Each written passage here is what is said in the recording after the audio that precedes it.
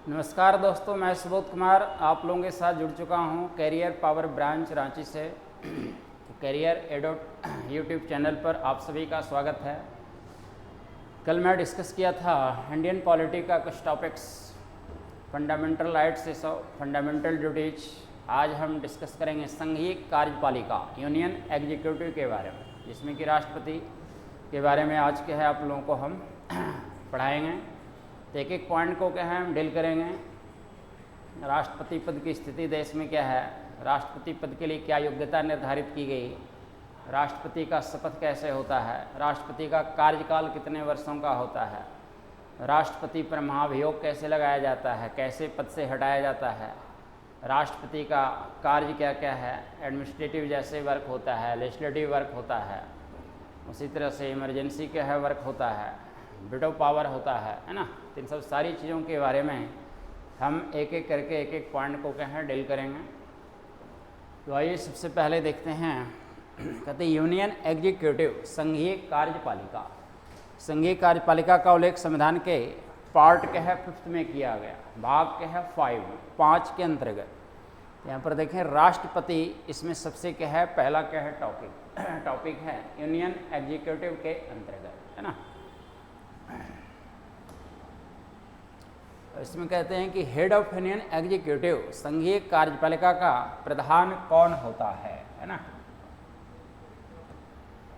पहले भी मैं कुछ बता चुका था कि भारत में क्या है संघीय कार्यपालिका का प्रधान राष्ट्रपति को कहा गया है ना। तो संघीय कार्यपालिका के 2 प्रकार के प्रधान होते हैं, एक संवैधानिक प्रधान या नाम मात्र का प्रधान, और दूसरा वास्तविक प्रधान जिसे रियल हेड कहते हैं। तो भारत में राष्ट्रपति को संघीय कार्यपालिका का संवैधानिक प्रधान कहा गया है।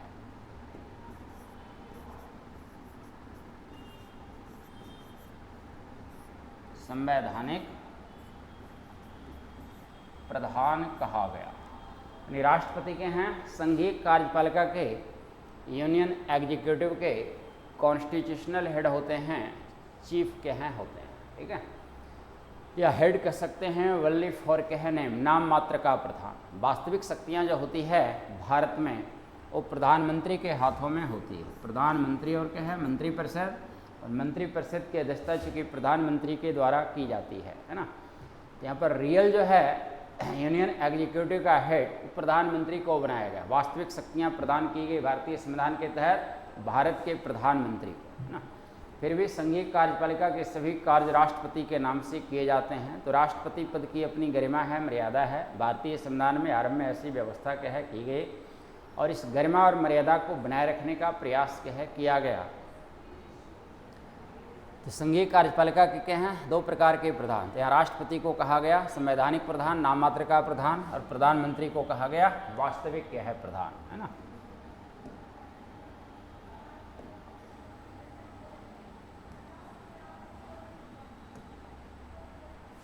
यहाँ पर कहते हैं राष्ट्रपति पद के लिए क्या योग्यता निर्धारित की गई है, क्या एलिजिबिलिटी होनी चाहिए, कौन सा व्यक्ति भारत का राष्ट्रपति बन सकता है। तो पहले भी कुछ डिस्कस किए थे कि भारत का प्रत्येक नागरिक जो राष्ट्रपति बनने की योग्यता रखता है वह भारत का राष्ट्रपति निर्वाचित हो सकता है, इलेक्ट हो सकता है। अब यहाँ योग्यता की बात करते हैं तो योग्यता क्या निर्धारित की गई, उस व्यक्ति के अंदर राष्ट्रपति का चुनाव लड़ना चाहते हैं, हर एक कैंडिडेट के अंदर कौन सी योग्यता होनी चाहिए, एलिजिबिलिटी होनी चाहिए, है ना। तो पहली बात है कि वह भारत का नागरिक हो, इंडियन सिटीजन क्या है होना क्या है जरूरी है ना। पहली बात क्या है कि भारत का नागरिक हो, ठीक। दूसरी है बात यहाँ पर कि आयु कम से कम क्या है 35 वर्ष पूरी कर चुका हो, 35 ईयर्स एज कंप्लीट कर चुका हो, है ना। फिर है कि वह पागल और दिवालिया ना हो। पागल कहने का मतलब ये नहीं कि किसी को हम पागल कह दिए तो पागल हो जाएगा। जब मेडिकल सर्टिफिकेट के आधार पर किसी व्यक्ति को कोर्ट के द्वारा मेंटल अनाउंस कर दिया गया तो राष्ट्रपति का चुनाव नहीं लड़ सकता है ना। दिवालिया का मतलब बैंक करप्ट। मान लिया किसी व्यक्ति ने बैंक से लोन लिया, अब लोन लिया और जितना उसके पास कुल चल अचल संपत्ति है उससे भी ज़्यादा उसके ऊपर क्या है लोन हो गया, कर्ज हो गया। अब व्यक्ति क्या है कर्ज क्या है लौटाने की स्थिति में नहीं है, तब ऐसी स्थिति में व्यक्ति को बैंकरप्ट घोषित कर दिया जाता है, दिवालिया घोषित कर दिया जाता है ना। यहाँ पर देखें क्या है, तो जो पागल और दिवालिया जिसे घोषित कर दिया गया वो भी राष्ट्रपति का चुनाव नहीं लड़ सकता है। जैसे भारत के बहुत सारे भगोड़े ऐसे हैं, विजय माल्या को देखें, ठीक है, मेहुल चौकसी, ये सब क्या है मोटी मोटी रकम के है बैंक से लोन पर लिया और फाइनली देश के है छोड़ करके देखें भाग गया। तो भारत सरकार उसे पुनः वापस क्या है भारत लाने का प्रयास कर रही है। लोगों को अरेस्ट किया गया, ब्रिटेन में मुकदमा चल रहा है और पुनः क्या वहाँ की प्रक्रिया जब पूरी हो जाएगी उन्हें वापस क्या है भारत लाया जाएगा और यहाँ भी कानूनी प्रक्रिया से गुजरना होगा, ठीक है। क्योंकि इन लोगों को क्या है एक तो दिवालिया घोषित किया गया, दूसरा क्या है भगोड़ा भी क्या है घोषित किया गया है ना। तो ऐसा लोग क्या हैं राष्ट्रपति का चुनाव क्या है नहीं लड़ सकता है, उम्मीदवार नहीं बन सकता है, कैंडिडेट नहीं बन सकता है, ठीक है। एक है कि उसे किसी सरकारी लाभ के पद पर नहीं होना चाहिए। मान लिया गवर्नमेंट जॉब कर रहे हैं, ठीक है, सारी योग्यता आपके अंदर है कि आप राष्ट्रपति पद का उम्मीदवार बन सकते हैं। तो उससे पहले क्या होगा, आपको गवर्नमेंट जॉब जिस भी पद पर हैं आपको उसे रेजिग्नेशन क्या है देना होगा, इस्तीफा क्या है देना होगा, तब जा कर के आप क्या हैं इलेक्शन लड़ सकते हैं। तो यहाँ पर आर्टिकल 58 के तहत कुछ लोगों को सरकारी लाभ पद से छूट दी गई है ना। गवर्नमेंट जो बेनिफिट का पोस्ट है उससे क्या छूट दी है। जैसे राष्ट्रपति, उपराष्ट्रपति, राज्यपाल और क्या है मंत्री, और ये मंत्री जो मिनिस्टर हैं केंद्र सरकार के भी हो सकते हैं, विभिन्न राज्य सरकारों के भी हो सकते हैं। तो इन लोगों को सरकारी लाभ पद से क्या है छूट दी गई है ना। तो ये सब योग्यता देखें निर्धारित की गई। फिर कहते संसद के क्या हैं दो सदन, लोकसभा और राज्यसभा। तो जो राष्ट्रपति पद का क्या है उम्मीदवार होगा, जिस व्यक्ति को भी राष्ट्रपति का चुनाव क्या है लड़ना है, इलेक्शन लड़ना है, तो उसे लोकसभा सदस्य निर्वाचित होने के योग्य होना चाहिए, है ना। तो एक देखें क्या है क्राइटेरिया क्या है ये भी है। तो यहाँ पर क्या है योग्यता के रूप में देखें क्या है निर्धारित क्या है किया गया। ये सारी योग्यता यदि आपके अंदर है भारत के किसी भी नागरिक के अंदर, तो राष्ट्रपति पद का चुनाव लड़ सकता है, कैंडिडेट बन सकता है, उम्मीदवार बन सकता है, ठीक। नेक्स्ट,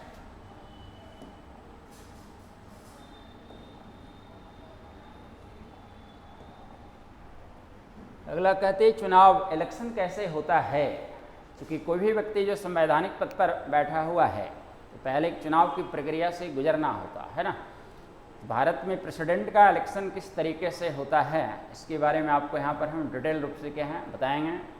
क्योंकि भारत की जनता राष्ट्रपति को चुनती नहीं है, जनता द्वारा चुने गए प्रतिनिधियों के माध्यम से रिप्रेजेंटेटिव के द्वारा क्या है भारत के राष्ट्रपति को चुना जाता है ना। तो चुनाव देखें कैसे होता है। मान लिया यहाँ पर ABCD 4 कैंडिडेट हैं जो कि क्या हैं प्रेसिडेंट के हैं पद के लिए इलेक्शन के है लड़ने जा रहे हैं, ठीक है। ये लोग के हैं उम्मीदवार। मान लिया X, Y और Z के हैं वोटर है ना, मतदाता जो राष्ट्रपति को क्या हैं चुनेंगे, अपना मत उन्हें क्या है देंगे, है ना। ऐसे देखते हैं लोकसभा विधानसभा के लिए पंचायती राज व्यवस्था के लिए चुनाव होता तो क्या करते हैं हम लोग अपना मत किसी एक के है कैंडिडेट को क्या है दे दिए, है ना। तो यहाँ इस तरीके से वोटिंग क्या है नहीं की जाती है ना। यहाँ जैसे जितना भी कैंडिडेट है और जितना क्या है मतदाता, तो बारी बारी से सबको क्या है वोटिंग देखें किया क्या है जाएगा, ठीक है। अब इसमें प्रेफरेंस क्या है शो करना होगा। अब X ने चारों को वोटिंग किया, पता नहीं चल रहा है ना कि किसको क्या है मत हम दिए, तो प्रेफरेंस शो करना। X के नज़र में लगता है कि एक है राष्ट्रपति पद का सही उम्मीदवार है, पहला वोट किसको दिया A को दिया, ठीक है। दूसरा वोट क्या है देखें B को दिया, तीसरा वोट क्या है C को दिया और चौथा वोट क्या है D को दिया, है ना। अब कोई ज़रूरी नहीं है कि अगला जो क्या है मतदाता है वोटर है इसके नज़र में भी क्या है A क्या है सही उम्मीदवार हो, है ना। तो Y के नज़र में यदि लगता है कि देखें B क्या है सही उम्मीदवार है, पहला वोट क्या दे दिया B को, है ना। उसी तरीके से क्या है दूसरा वोट देखें यहाँ क्या है दे दिया, है ना। फिर देखें तीसरा वोट यदि यहाँ दे दिया, है ना, चौथा वोट क्या है यहाँ दे दिया। तो इस तरीके से जितने भी होते हैं इलेक्टोरल कॉलेज में निर्वाचक मंडल में शामिल मतदाता वोटर बारी बारी से सभी कैंडिडेट को प्रेफरेंस वाइज के हैं वोटिंग करते हैं, ठीक, वरीयता के है क्रम। तो प्रेफरेंस शो करना क्या है जरूरी होता है। अब क्या है मतों की जब गिनती होगी तो हर कैंडिडेट को जो फर्स्ट प्रेफरेंस का क्या है वोट मिला है, ठीक है, हर कैंडिडेट को फर्स्ट क्या है प्रेफरेंस का, प्रथम वरीयता का जो क्या है मत क्या है मिला है ना, उसकी पहले गिनती क्या है की जाएगी, ठीक है। और इसमें से टोटल जो लीगल वोट पड़ा, ठीक है, टोटल क्या है, हम लीगल क्या है वोट की बात कर रहे हैं। मान लिया कुछ वोट गलत तरीके से डाला गया, वोट कैंसिल हो जाता है, उसकी गिनती फिर क्या है नहीं होती। तो जो क्या है लीगल वोट है उसमें से 50% प्लस 1, 50% प्लस 1 किसी भी कैंडिडेट को यदि प्राप्त हो गया है तो उन्हें राष्ट्रपति चुन लिया जाएगा। तो यदि क्या है फर्स्ट प्रेफरेंस के वोट में ही किसी कैंडिडेट को इतना मत क्या है प्राप्त हो गया, लीगल वोट का 50% से एक वोट क्या है ज़्यादा कम से कम होना क्या है चाहिए, ठीक है, तो उन्हें राष्ट्रपति क्या है इलेक्ट कर लिया जाएगा, चुन लिया जाएगा, ठीक, क्लियर। अब लगता है कि फर्स्ट प्रेफरेंस के वोट में किसी को इतना क्या है मत प्राप्त नहीं हुआ है ना, तो सेकंड राउंड के वोटों की क्या है गिनती हो जाए। हर कैंडिडेट को जो सेकंड राउंड का क्या है वोट मिला है उसकी क्या है गिनती हो, है ना।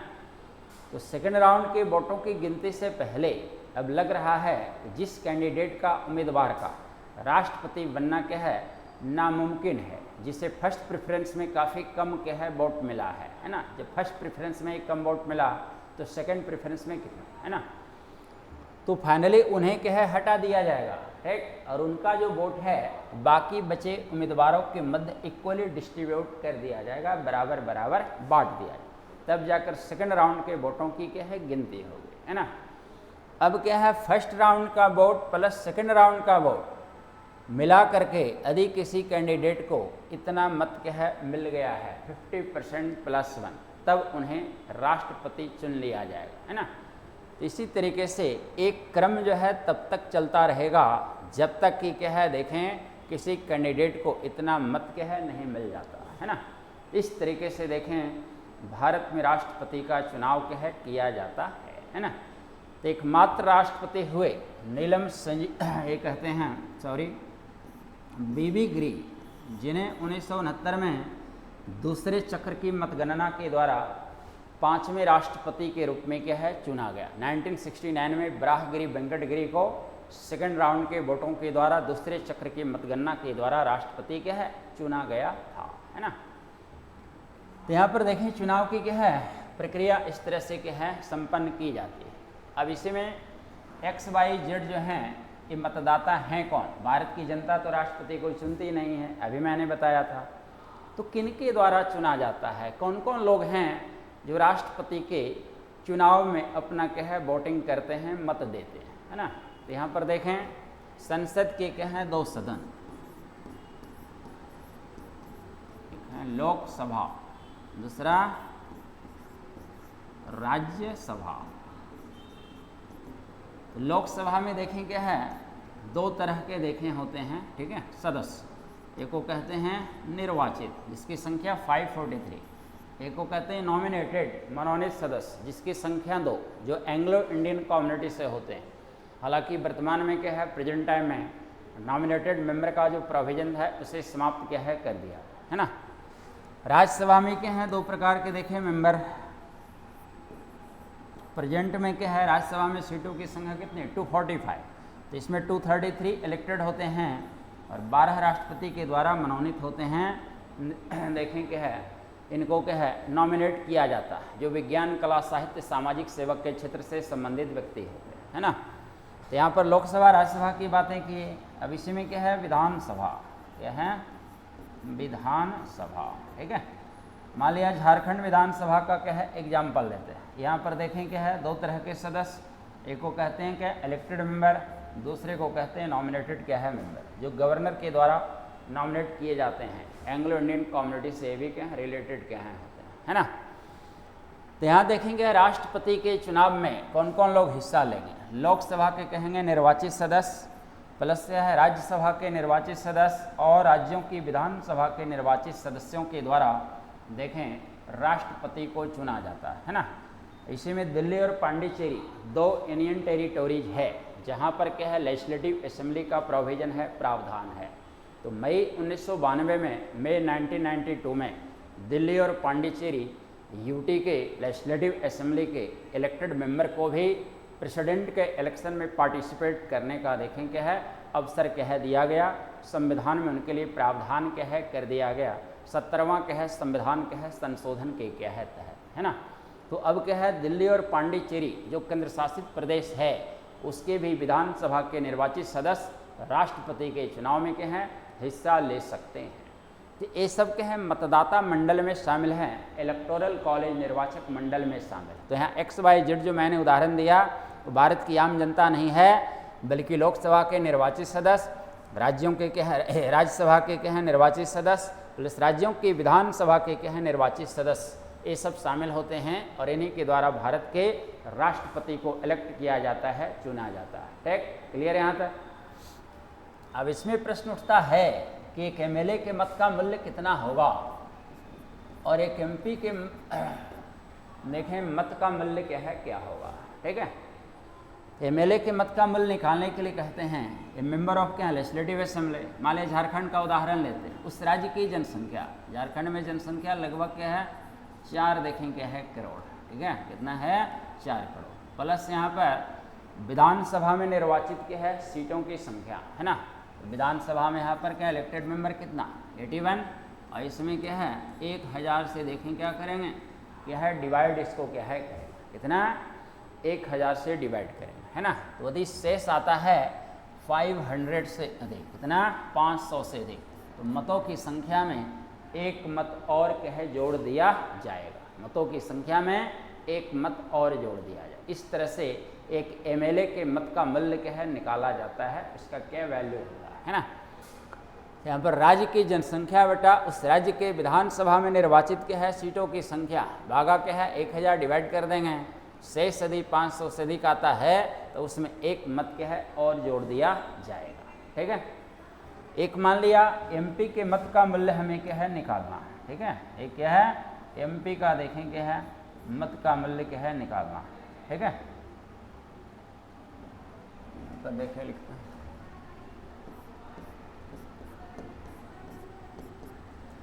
यदि एक राज्य के लिए विधानसभा में नियत मतों की संख्या को हम निकाल लिए तो पूरे देश में क्या है जितने भी क्या हैं राज्य हैं उसकी जो विधानसभा है प्लस उसी में क्या है UT 2 दिल्ली और क्या है पांडिचेरी, है ना। तो उसकी भी क्या है विधानसभा की क्या है नियत मतों की संख्या को निकाल सकते हैं। तो पूरे देश में जितने भी क्या है विधानसभाएं हैं अलग अलग राज्य की उसके लिए नियत मतों की संख्या बटा कर देंगे संसद के दोनों सदनों के निर्वाचित क्या है सीटों की संख्या। तो यहाँ पर संसद में कितना लोकसभा में 543 इलेक्टेड मेंबर, राज्यसभा में 233 इलेक्टेड के हैं मेंबर, है ना। तो इसको क्या है निकालेंगे और यदि यहाँ पर देखें आता है शेष फ्रैक्शन में 0.5 से देख 0.6 हो गया, पॉइंट मान लिया 9 हो गया, इसको सीधा सीधी एक मत क्या है देखें काउंट क्या है किया जाएगा, है ना।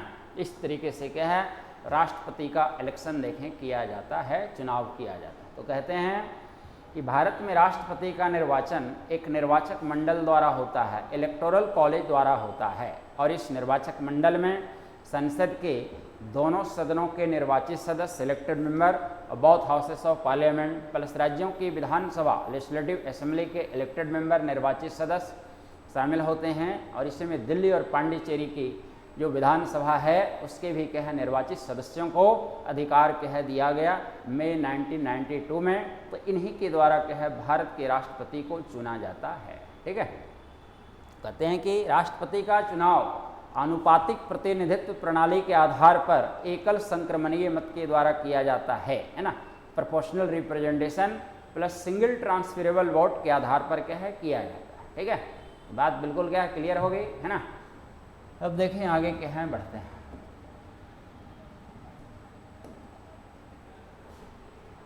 अगला देखें कि राष्ट्रपति का टर्म कितने क्या है ईयर्स का होगा। राष्ट्रपति का चुनाव, बात समझ में आ गई पूरी तरह क्लियर। राष्ट्रपति पदभार ग्रहण करते हैं तो कितने वर्ष के लिए करते हैं ना, 5 साल 10 साल, है ना। तो शुरू से लेकर अब तक संविधान में यही प्रावधान है कि राष्ट्रपति को चुन लिया गया तो राष्ट्रपति देखें क्या है 5 वर्ष तक के हैं अपने पद पर देखें कार्य क्या है करेंगे, है ना। जैसे राजेंद्र प्रसाद देश के प्रथम राष्ट्रपति बने तो वहाँ से लेकर अभी तक यही क्या है चला रहा है कि राष्ट्रपति का कार्यकाल कितने वर्ष का होगा टर्म तो 5 ईयर्स का क्या है टर्म निर्धारित किया गया है ना। बीच में राष्ट्रपति का निधन हो गया या कोई और कारण से उनको क्या है महाभियोग के द्वारा हटा दिया गया, इम्पीचमेंट प्रोसेस के द्वारा, तो बात क्या है दूसरी होती है। लेकिन सामान्यतः जनरली उनका जो टर्म होता है कार्यकाल वो 5 वर्ष का होता है, 5 ईयर्स का होता है, ठीक है। यदि राष्ट्रपति समय से पूर्व स्वयं पद छोड़ना चाहें, बिफोर टाइम, 5 वर्ष से क्या है पहले, तो उपराष्ट्रपति को क्या है अपना इस्तीफा सौंप करके पद क्या है छोड़ सकते हैं ना। तो संविधान में ऐसी क्या है व्यवस्था देखें क्या है की गई है, ठीक।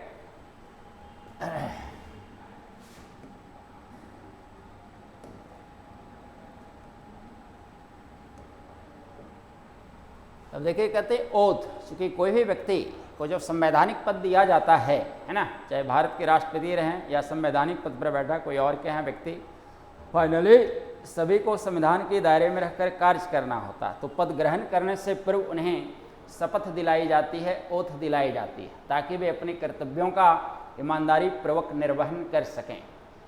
तो यहाँ पर क्या है राष्ट्रपति को क्या है शपथ दिलाने का प्रावधान देखें संविधान में क्या है किया गया, क्या है शपथ दिलाने का देखें प्रावधान किया गया। और राष्ट्रपति को शपथ कौन दिलाएगा, है ना। तो आर्टिकल 60 में इसका उल्लेख क्या है किया गया, कितने संविधान के अनुच्छेद 60 में प्रेसिडेंट के ओथ का उल्लेख, शपथ ग्रहण का उल्लेख किया गया, है ना।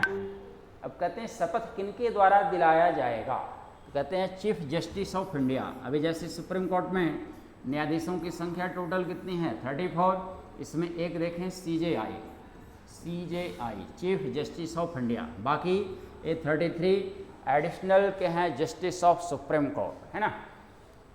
तो भारत के मुख्य न्यायाधीश से सुप्रीम कोर्ट के मुख्य न्यायाधीश के द्वारा राष्ट्रपति को पद और गोपनीयता की शपथ दिलाई जाती है। यदि सीजेआई एब्सेंट हो, अनुपस्थित हों, तो सुप्रीम कोर्ट का जो भी वरिष्ठतम सदस्य होंगे, सीनियर कह सकते हैं जस्टिस ऑफ सुप्रीम कोर्ट, उनके द्वारा राष्ट्रपति को पद और गोपनीयता की शपथ दिलाई जाती है। पद तो यहाँ हो गया राष्ट्रपति का, गोपनीयता क्या है, जो बातें गुप्त रखने लायक है, जैसे कैबिनेट की क्या है अध्यक्षता क्या है की जाती है प्रधानमंत्री के द्वारा, बाकी कैबिनेट मंत्री उसमें सब पार्टिसिपेट करते हैं।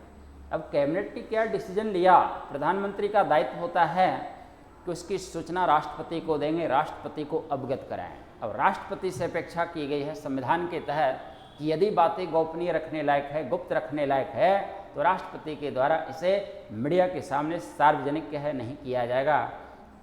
चूँकि यहाँ पर क्या है यदि क्या है कैबिनेट, मान लिया देश की सुरक्षा से संबंधित कैबिनेट ने कोई डिसीजन लिया और उस बात को क्या है गुप्त रखना, तो यहाँ तो संविधान में क्या प्रावधान किया गया कि प्रधानमंत्री का दायित्व है कि राष्ट्रपति को सूचित करेंगे, अवगत कराएंगे।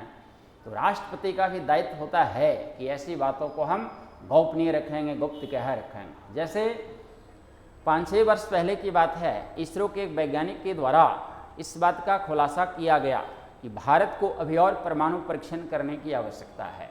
इसरो के वैज्ञानिक ने क्या किया, अपने पद का मिसयूज किया, उसने इसरो की गोपनीयता को भंग किया। वहाँ भी वैज्ञानिकों को शपथ क्या दिलाई जाती है, तो उसने गोपनीयता को भंग किया। जब हम परमाणु परीक्षण पहले कर चुके हैं, एटम बम का, फिर देखें हाइड्रोजन बम का, और पूरी दुनिया हमें क्या है देखें एटॉमिक क्या है पावर के रूप में क्या है स्वीकार कर चुकी है ना, कि ये भारत एक परमाणु शक्ति संपन्न क्या है राष्ट्र है, देश है। तो फिर हम क्यों ढिंढोरा पीट रहे हैं पूरी दुनिया के समक्ष कि हमें और परमाणु परीक्षण करने की आवश्यकता है। यदि रियल में उस साइंटिस्ट को ऐसा लग रहा था कि भारत को और परमाणु परीक्षण की आवश्यकता है, तो गुप्त रूप से ऐसी बातें भारत सरकार को बतानी चाहिए थी, न कि क्या है मीडिया के क्या है समक्ष। तो जो बातें गोपनीय रखने लायक है, गुप्त रखने लायक है, राष्ट्रपति से विपक्षा की जाती है कि वहाँ पर क्या है बात को गुप्त रखेंगे, गोपनीय रखेंगे। तो राष्ट्रपति को पद और गोपनीयता दोनों की शपथ क्या है दिलाई जाती है संविधान के अनुच्छेद 60 के तहत, आर्टिकल 60 के तहत, ठीक है।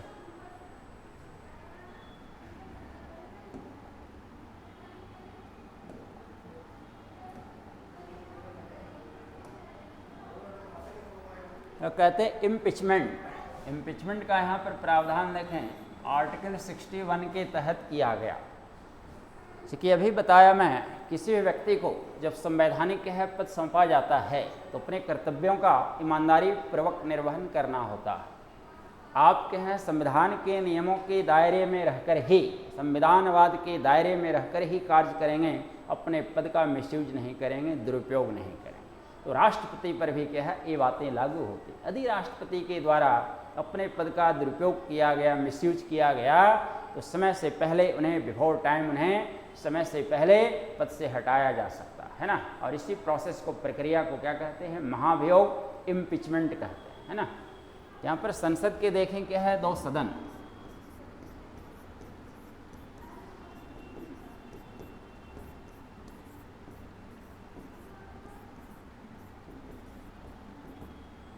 एक है लोकसभा, दूसरा क्या है, राज्यसभा, है ना।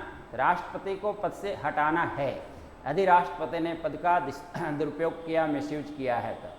तो महाभियोग प्रक्रिया की शुरुआत किसी भी सदन में, किसी भी हाउस में की जा सकती है। मान लिया कि लोकसभा के द्वारा पहले के है आरंभ किया गया प्रक्रिया को, तो यहाँ पर 1/4 सदस्य लोकसभा एक संकल्प प्रस्ताव के है पारित करेगा, है ना। और 14 दिन पहले राष्ट्रपति को सूचित कर दिया जाएगा कि आपने अपने पद का दुरुपयोग किया है, आपको पद से हटाया जाएगा। तो इस प्रक्रिया को आरंभ किया जा चुका है ना।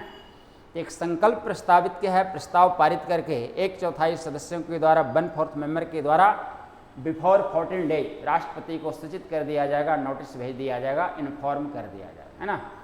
अब चूंकि यहीं पर प्रक्रिया की शुरुआत हुई, फिर लोकसभा में ही क्या है, देखें 2/3 बहुमत से प्रस्ताव को क्या है पारित करना होगा, 2/3 मेजोरिटी के साथ, है ना। और ये देखें बहुमत, सीटों की संख्या का भी 2/3 होना चाहिए। मान लिया लोकसभा में भी सीटों की संख्या कितनी है, 543, क्योंकि 2 नॉमिनेटेड मेंबर के प्रोविजन को समाप्त कर दिया गया, है ना।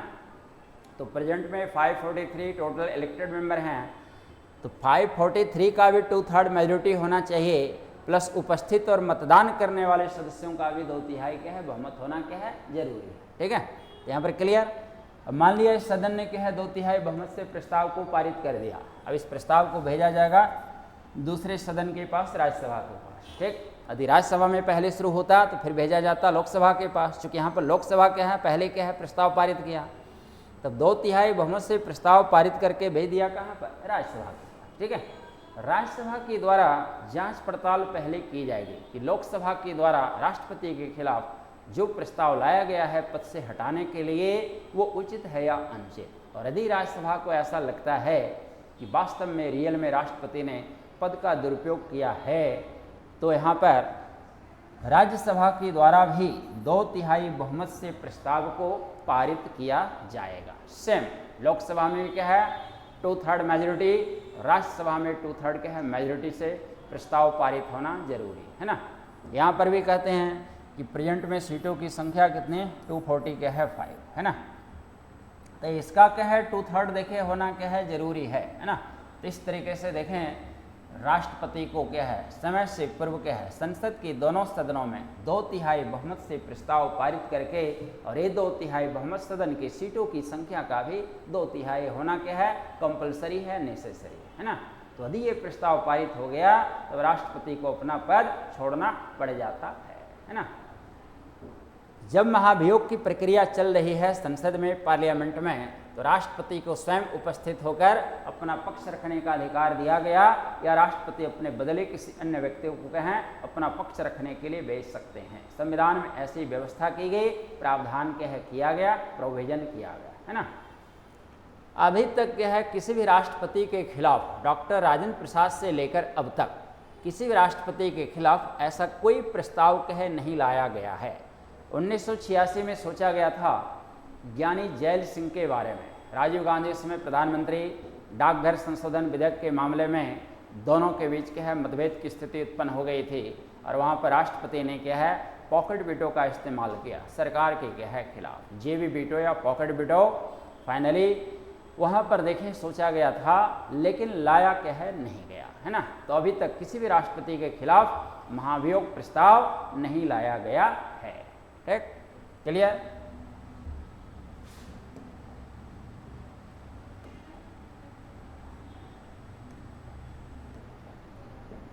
अगला कहते हैं वर्क, राष्ट्रपति के द्वारा किन किन कार्यों का संपादन होगा। एक एक करके हम देखते हैं कि राष्ट्रपति संघीय कार्यपालिका के संवैधानिक प्रधान होते हैं, यूनियन एग्जीक्यूटिव के क्या हैं कॉन्स्टिट्यूशनल हेड होते हैं, हेड ओनली फॉर नेम, वास्तविक के हैं प्रधान, प्रधानमंत्री, मंत्रिपरिषद को बनाया गया। तो यहाँ पर जितना भी कार्य संघीय कार्यपालिका का, इंडियन एग्जीक्यूटिव का राष्ट्रपति के नाम से किया जाता है। तो राष्ट्रपति के द्वारा बहुत सारे कार्य के हैं संपन्न किए जाते हैं। एक एक करके क्या है यहाँ हम देखें, डिस्कस क्या है करेंगे, ठीक है।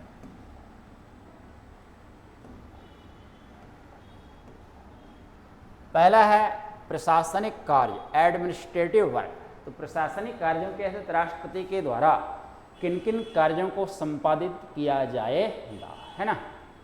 तो पहला देखें है कि राष्ट्रपति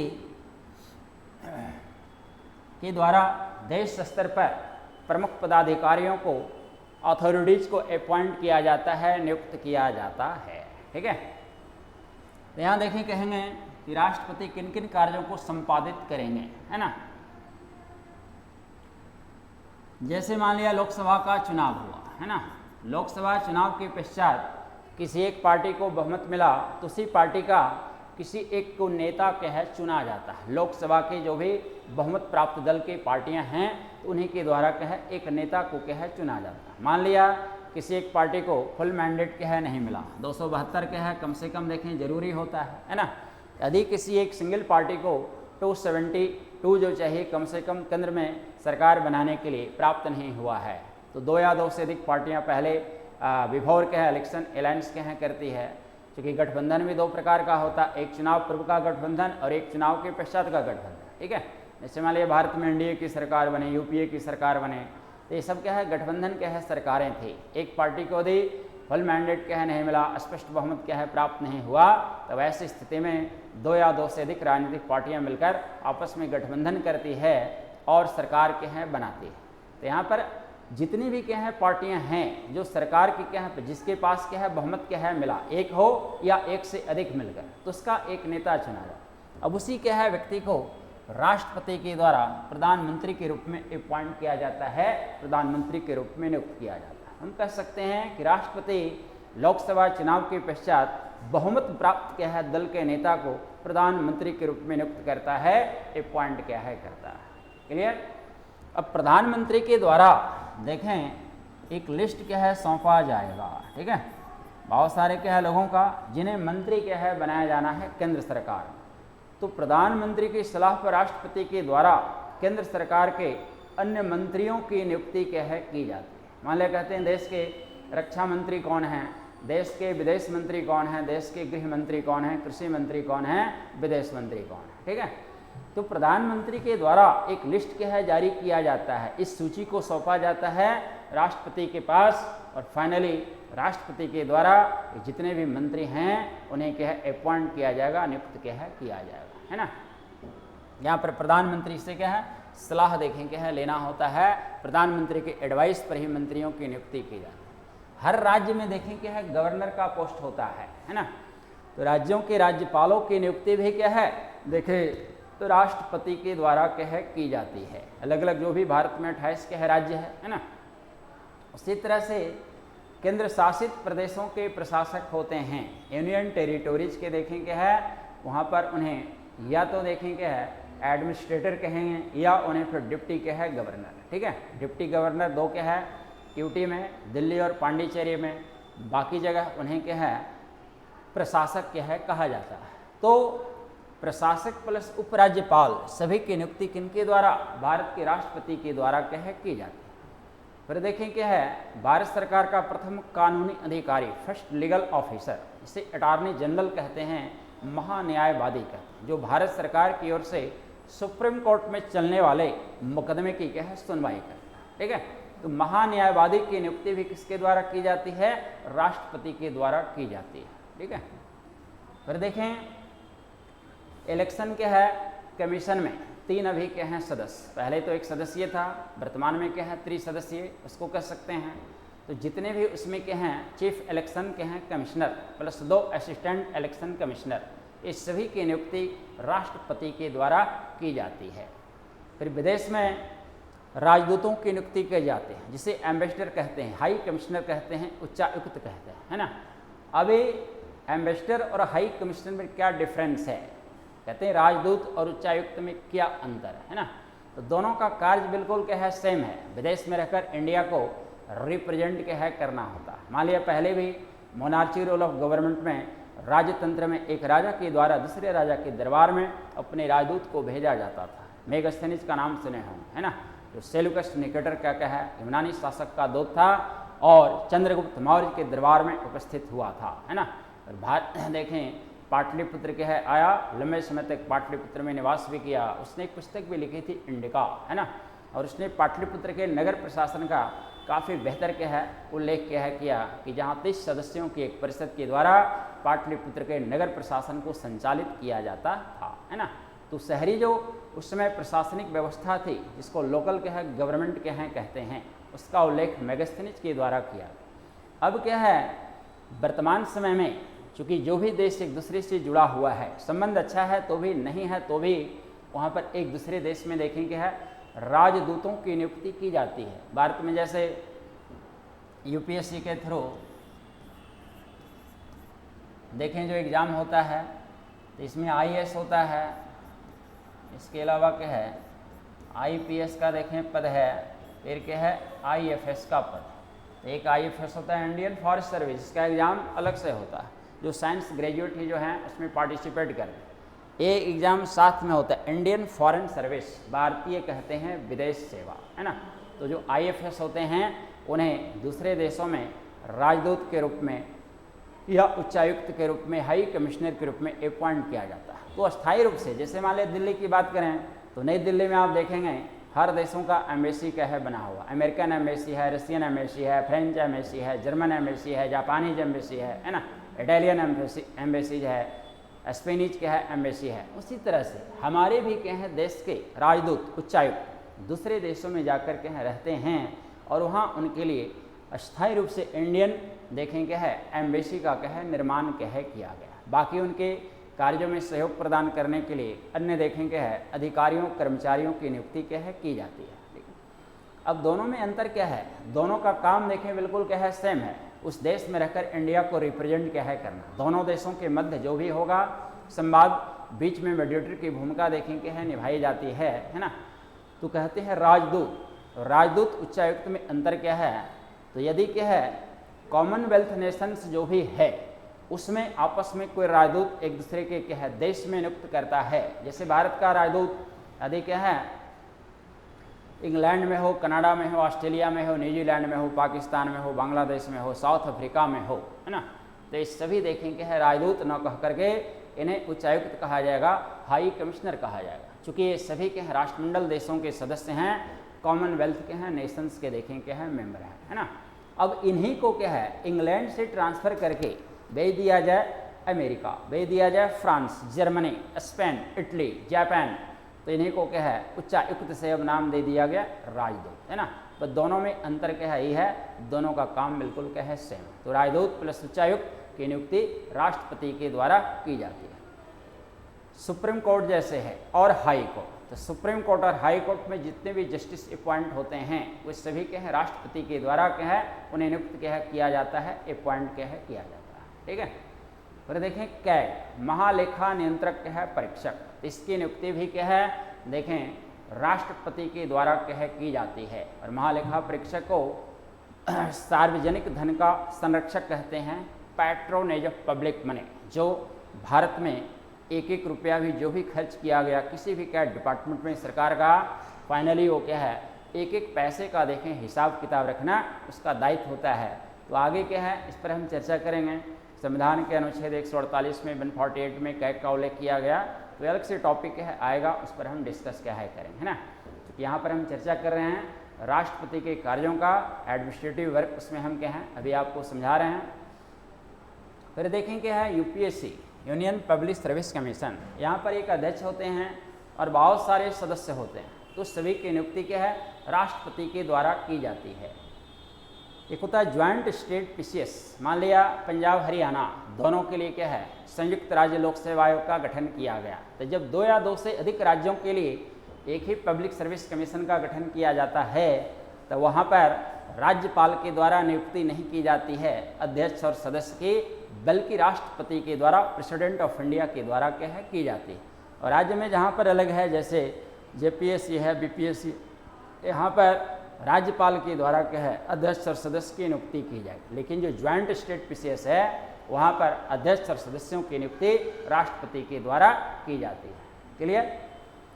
यहाँ पर देखें बहुत सारा क्या है आयोग का क्या है प्रावधान भारतीय संविधान के तहत किया गया। जैसे राजभाषा आयोग है ना, तो राजभाषा आयोग में एक अध्यक्ष, बहुत सारे सदस्य। तो राजभाषा आयोग के अध्यक्ष और सदस्यों की नियुक्ति भी राष्ट्रपति के द्वारा की जाती है। सूचना का आयोग, तो सूचना आयोग में क्योंकि 2005 में अधिनियम क्या है पारित हुआ, तो सूचना आयोग में एक अध्यक्ष और भी सदस्य होते हैं, सभी की नियुक्ति राष्ट्रपति के द्वारा की जाएगी। अल्पसंख्यक आयोग, माइनॉरिटी कमीशन, यहाँ भी एक अध्यक्ष और सदस्य होते हैं, यहाँ पर भी अध्यक्ष और सदस्यों की नियुक्ति राष्ट्रपति के द्वारा की जाती है।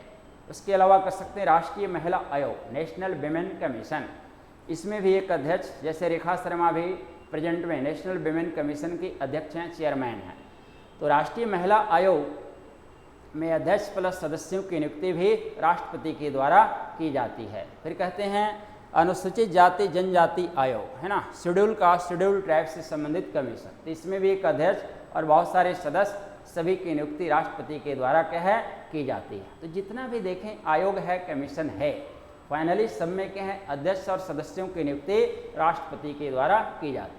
तो देश स्तर पर जितने भी महत्वपूर्ण पदाधिकारी हैं, अथॉरिटीज हैं, सभी की क्या है नियुक्ति अपॉइंटमेंट भारत के राष्ट्रपति के द्वारा की जाती है। पूछ देगा किन कार्यों के तहत, किन पावर्स के तहत, तो एडमिनिस्ट्रेटिव पावर या एडमिनिस्ट्रेटिव क्या है वर्क के तहत ये सब अपॉइंटमेंट नियुक्तियाँ क्या है की जाती है। ठीक, राष्ट्रपति के द्वारा प्रशासनिक कार्यों के तहत कुछ लोगों को पद से हटाया भी जा सकता है। जैसे केंद्र सरकार के कोई भी मंत्री हैं, वो अपना इस्तीफा सीधे राष्ट्रपति को जाकर सौंपते हैं, तो कह सकते हैं केंद्र सरकार के मंत्री को व्यक्तिगत रूप से इंडिविजुअली। ठीक है, फिर राज्यपाल को भी हटाने का अधिकार है राष्ट्रपति को, महान्यायवादी को हटाने का अधिकार है ना।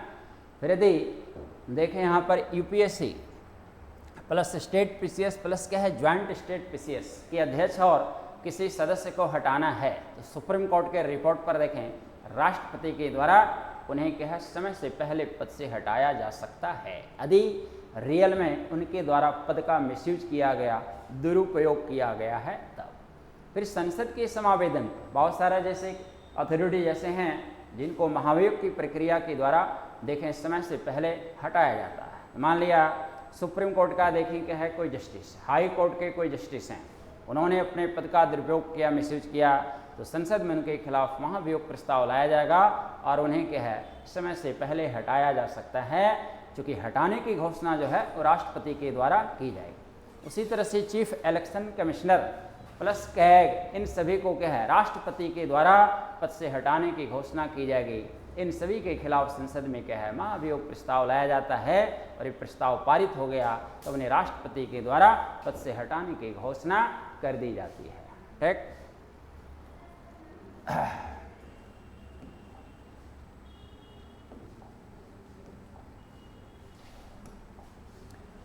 अब दूसरा देखें वर्क है लेजिस्लेटिव वर्क या विधायी कार्य कहेंगे, या लेजिस्लेटिव पावर या विधायी शक्ति कहेंगे।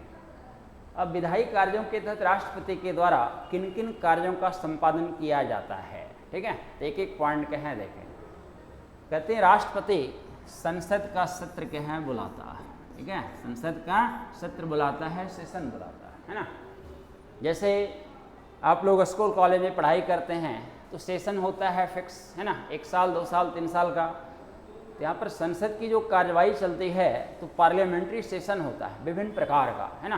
कहते ग्रीष्मकालीन सत्र, शीतकालीन सत्र, वर्षाकालीन सत्र या मानसून सत्र प्लस क्या है बजट सत्र है ना। तो ये विभिन्न प्रकार का जो सेशन है, सेशन बुलाने का काम राष्ट्रपति के द्वारा किया जाता है ना। तो कहेंगे कि राष्ट्रपति संसद का सत्र बुलाता है।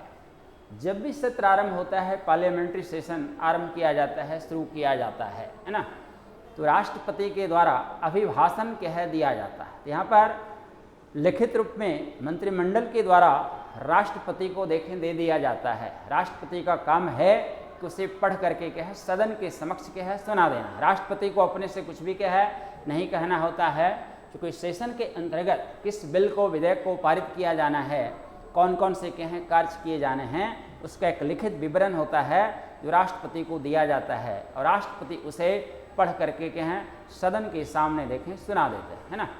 तो कहेंगे कि राष्ट्रपति सत्र के आरंभ होने के दौरान क्या है संसद के अंदर अभिभाषण देता है, ठीक है।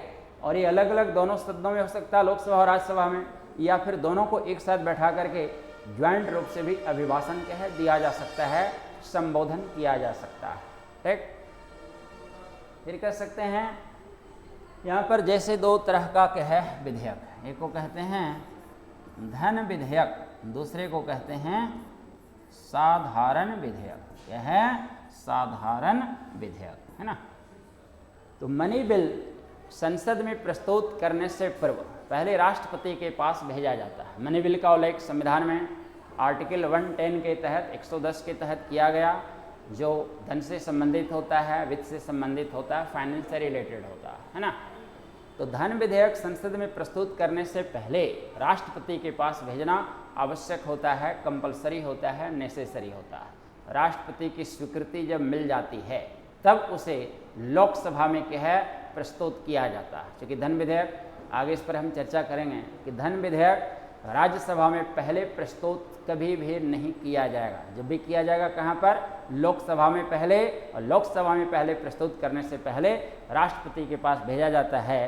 राष्ट्रपति जब उस पर अपनी स्वीकृति दे देते हैं, अप्रूवल के हैं प्रदान कर देते हैं, तब जाकर के देखें उसे लोकसभा में प्रस्तुत किया जाता है। तो कहेंगे कि राष्ट्रपति के द्वारा धन विधेयक पर पूर्व स्वीकृति प्रदान की जाती है ना।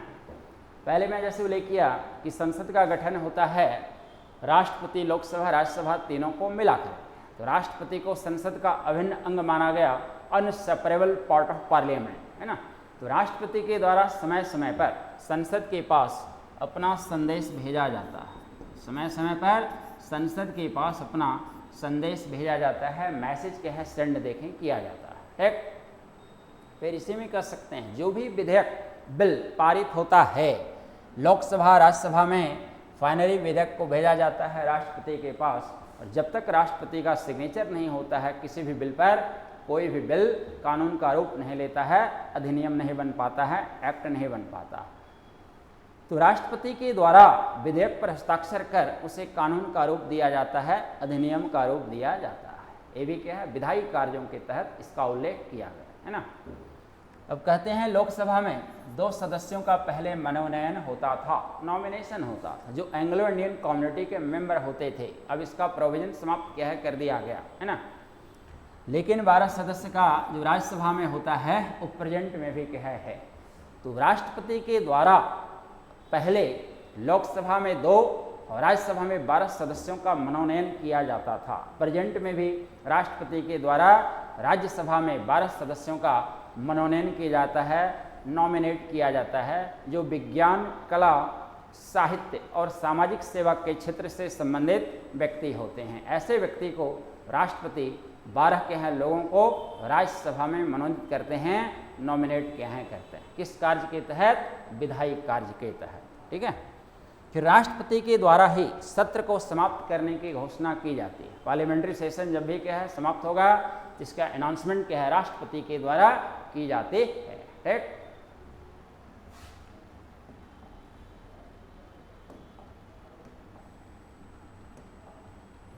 देखिए एक एक पॉइंट को मैं क्लियर करके पढ़ा रहा हूँ। प्रेसिडेंट काफ़ी महत्वपूर्ण क्या है टॉपिक है भारतीय संविधान का, और काफ़ी क्वेश्चन इससे इराइज किया जाता है। तो एक एक पॉइंट को मैं क्लियर करके आपको बता रहा हूँ, और हमें नहीं लगता है कि इतना समझाने के बाद आप लोगों का कुछ भी कह रह जाएगा। इससे पहले भी जो हम पढ़ा चुके हैं इंडियन पॉलिटी में, करंट अफेयर्स में, तो सारा क्वेश्चन आप उस टॉपिक से रिलेटेड आप पलक झपकते सॉल्व कर सकते हैं। ये डिपेंड करता है आपके ऊपर कि आप हमारे वीडियो को कितना ध्यानपूर्वक सुनते हैं और उससे संबंधित क्वेश्चन देखने का प्रयास करते हैं या नहीं, है ना।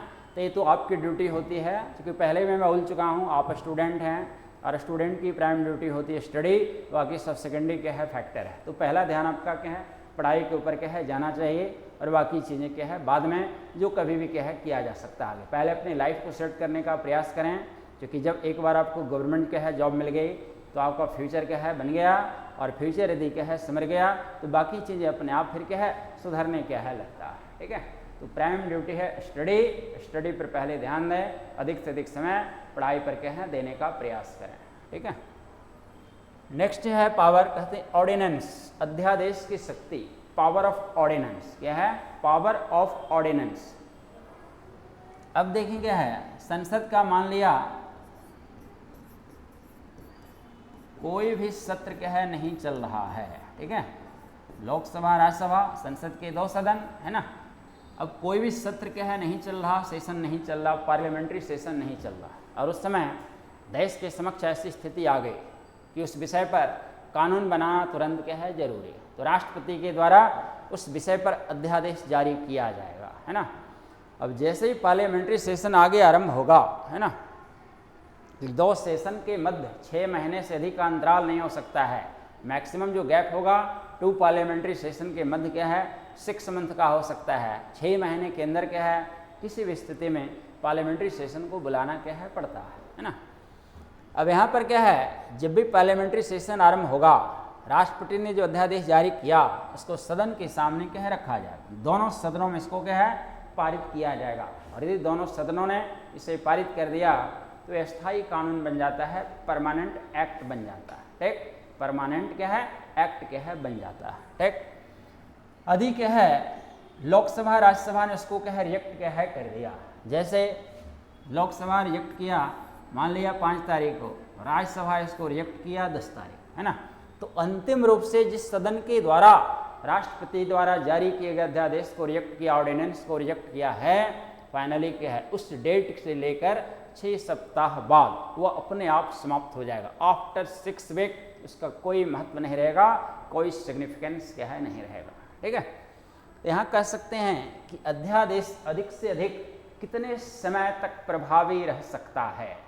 अभी जैसे मैंने कहा कि 2 पार्लियामेंट्री सेशन के मध्य जो गैप होता है मैक्सिमम 6 मंथ का। मान लिया कोई पार्लियामेंट्री सेशन समाप्त हुआ, अब कुछ ही दिन पश्चात राष्ट्रपति के द्वारा देखिए अध्यादेश जारी किया गया किसी विषय पर। ठीक है, किन विषय पर राष्ट्रपति करेंगे अभी बताते हैं।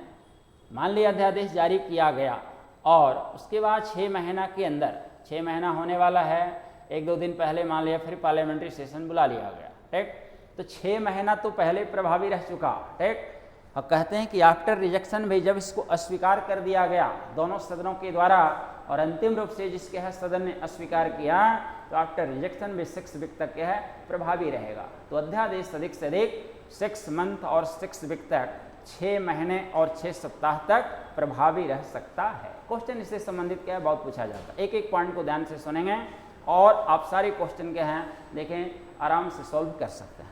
तो 6 महीने और 6 सप्ताह तक, ठीक है, यहाँ पर प्रभावी रह सकता है। ठीक, अब राष्ट्रपति के द्वारा किन किन विषयों पर अध्यादेश जारी किया जा सकता है ना। तो संविधान का जो 7th शेड्यूल है 3 प्रकार के विषयों का उल्लेख किया गया, पहले भी बता चुके हैं। संघ सूची का विषय, राज्य सूची का विषय और समवर्ती सूची का विषय, है ना। तो राष्ट्रपति जो अध्यादेश जारी करेगा वो क्या है संघ सूची के विषय पर, यूनियन लिस्ट के सब्जेक्ट पर, प्लस देखें समवर्ती सूची के विषय पर, कंकरेंट लिस्ट के सब्जेक्ट पर। राष्ट्रपति के द्वारा राज्य सूची के विषय पर अध्यादेश जारी नहीं किया जाता है ना। वो अध्यादेश जारी देखें राज्यों में क्या है गवर्नर के द्वारा क्या है किया जाता है। ठीक है, आर्टिकल 200 क्या है 13 के तहत, और यहाँ पर राष्ट्रपति के द्वारा अध्यादेश जारी किया जाता है आर्टिकल क्या है 1, 2, 3 सीधा सीधी 123 के क्या है तहत, है ना। तो राष्ट्रपति संघ सूची और समवर्ती सूची के विषय पर अध्यादेश जारी कर सकता है। क्लियर?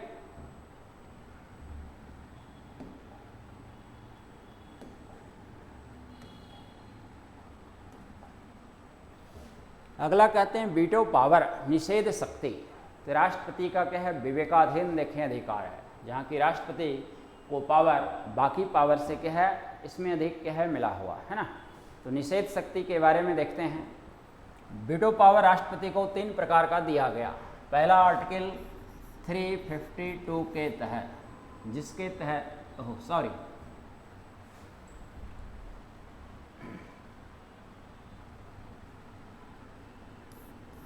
आर्टिकल क्या है यहाँ पर देखें, कहते हैं कि राष्ट्रपति को 3 प्रकार की निषेध शक्तियाँ दी गई हैं। कितने प्रकार की? 3 प्रकार की निषेध शक्तियां दी गई, वीटो पावर दी गई। पहला को कहेंगे पूर्ण क्या है, वीटो पावर, पूर्ण निषेध शक्ति, एब्सोल्यूट वीटो पावर। मान लिया लोकसभा और राज्यसभा, ठीक है, लोकसभा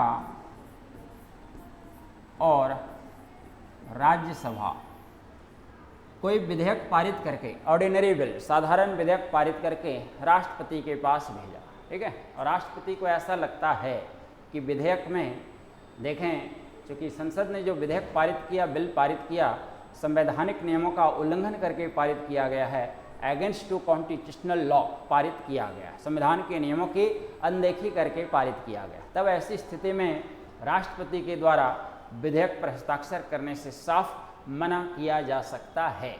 जब राष्ट्रपति साफ देखे इनकार कर देते हैं तो माना जाएगा कि राष्ट्रपति ने अपने पूर्ण क्या है निषेध शक्ति का, एब्सोल्यूट वीटो पावर का क्या है इस्तेमाल किया, यूज किया है, ठीक है।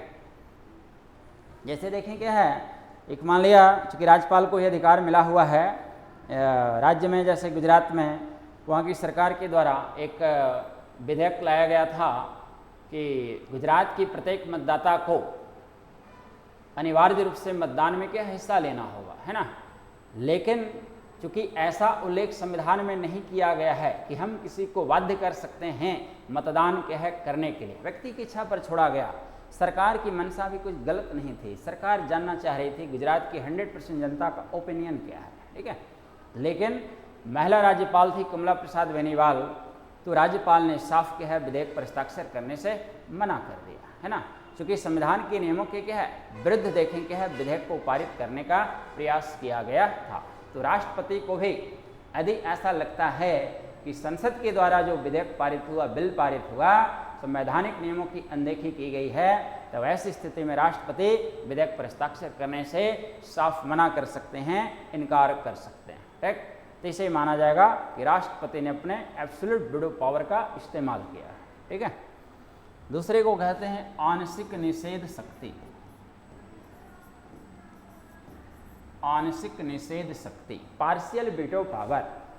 जैसे लोकसभा और राज्यसभा के द्वारा कोई साधारण विधेयक, ऑर्डिनरी बिल पारित करके भेजा जाए राष्ट्रपति के पास, और राष्ट्रपति को ऐसा महसूस हो, फील हो कि विधेयक में सुधार की आवश्यकता है, बिल जो पारित किया गया संसद के द्वारा उसमें कुछ सुधार की आवश्यकता है, तब राष्ट्रपति ऐसे विधेयक को एक बार लौटा सकते हैं संसद के पास, लोकसभा राज्यसभा के पास, कि आप इस पर पुनर्विचार कीजिए, रिव्यू कीजिए, इसमें सुधार कीजिए। लेकिन लोकसभा राज्यसभा इस पर पुनर्विचार करने के लिए बाध्य नहीं है। यदि पुनर्विचार कर लिया गया और उसके बाद फिर राष्ट्रपति के पास भेजा गया, तब राष्ट्रपति के द्वारा हस्ताक्षर करके इसे कानून का रूप दिया जाएगा, अधिनियम का रूप दिया जाएगा। यदि लोकसभा और राज्यसभा राष्ट्रपति द्वारा लौटाए गए विधेयक पर, बिल पर पुनर्विचार नहीं करता है और विधेयक को उसी रूप में पुनः राष्ट्रपति के पास वापस भेज देता है, तब राष्ट्रपति के यहाँ पर बाध्यता है कि वो विधेयक पर सिग्नेचर करके उसे क्या है कानून का रूप प्रदान क्या है करेगा, ठीक है, एक्ट का रूप प्रदान करेगा। यहाँ राष्ट्रपति को न तो अब मना करने का अधिकार है, न ही दोबारा लौटाने का अधिकार। लेकिन चूंकि एक बार कह लौटाने का अधिकार दिया गया, इसलिए इसको नाम दिया गया आंशिक निषेध शक्ति, पार्शियल वीटो पावर। क्लियर। तीसरा जो है वीटो पावर, उसको कहते हैं पॉकेट वीटो या जेवी वीटो, पॉकेट वीटो या जेवी वीटो, है ना। संविधान में इस बात का उल्लेख नहीं किया गया है कि राष्ट्रपति किसी विधेयक पर कितने समय में हस्ताक्षर करेंगे, 5 दिन, 10 दिन, 1 महीना, 2 महीना, ऐसा कुछ भी क्या है उल्लेख नहीं है, डिस्क्राइब नहीं किया गया, ठीक है। मान लिया संसद के द्वारा कोई साधारण विधेयक पारित करके भेजा गया राष्ट्रपति के पास, और राष्ट्रपति विधेयक पर न हस्ताक्षर करें, न ही हस्ताक्षर करने से मना करें, न हस्ताक्षर करें और न ही हस्ताक्षर करने से मना करें, तब माना जाएगा कि राष्ट्रपति के द्वारा अपने पॉकेट वीटो का, जेवी वीटो का इस्तेमाल किया गया है। और एक बार ऐसा क्या है हुआ पॉकेट वीटो का इस्तेमाल अभी तक 1986 में, तो यहाँ पर राष्ट्रपति ज्ञानी जैल सिंह के द्वारा डाकघर संशोधन विधेयक के मामले में, पोस्ट ऑफिस अमेंडमेंट बिल के मामले में अपने पॉकेट वीटो का इस्तेमाल राष्ट्रपति के द्वारा किया। राजीव गांधी सरकार के द्वारा एक विधेयक पारित किया गया था कि भारत के सभी डाकघरों में, पोस्ट ऑफिस में कंप्यूटर को अनिवार्य क्या है करना। तो राष्ट्रपति को ऐसा लगा कि बात 1986 की है, काफ़ी पहले की बातें हैं, तो उस समय कंप्यूटर लिटरेसी क्या है रेट देश में काफ़ी क्या है कम था। कुछ समय पहले उससे कंप्यूटर की शुरुआत हुई थी भारत में, साइंस एंड टेक्नोलॉजी के आगे क्या है बढ़ाने के लिए। कंप्यूटर एक नया इनोवेशन था, भारतीय क्या है मार्केट में कर सकते हैं विभिन्न क्या है क्षेत्र में। तो राष्ट्रपति को ऐसा महसूस हुआ कि यदि अभी किसी भी विभाग में, विशेष करके डाकघर की बात हुई थी, तो डाकघरों में कंप्यूटर को कंपलसरी कर दिया जाए तो एक यह उचित नहीं होगा। तो फाइनली राष्ट्रपति के द्वारा विधेयक पर न हस्ताक्षर किया गया, न ही मना किया गया। माना जाता है कि राष्ट्रपति ने अपने पॉकेट वीटो का इस्तेमाल किया है। एक बार देखें, पॉकेट वीटो का इस्तेमाल किया जा चुका है। एक सिंगल उदाहरण क्या है मिलता है पॉकेट वीटो के इस्तेमाल का, ठीक है।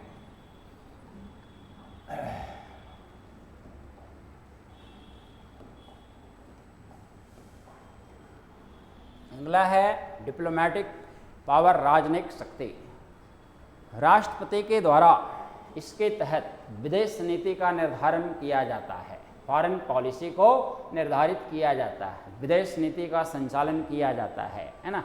अंतर्राष्ट्रीय गतिविधियों में, इंटरनेशनल एक्टिविटीज में भारत का प्रतिनिधित्व क्या है राष्ट्रपति के द्वारा किया जाता है, इंडिया को रिप्रेजेंट किया जाता है। जैसे राष्ट्रपति का विदेशी दौरा होता है, तो राष्ट्रपति विदेशी दौरा पर जाने का मतलब ये नहीं होता है राष्ट्रपति को घूमने टहलने के लिए विदेश क्या है भेजा जाता है, ठीक है।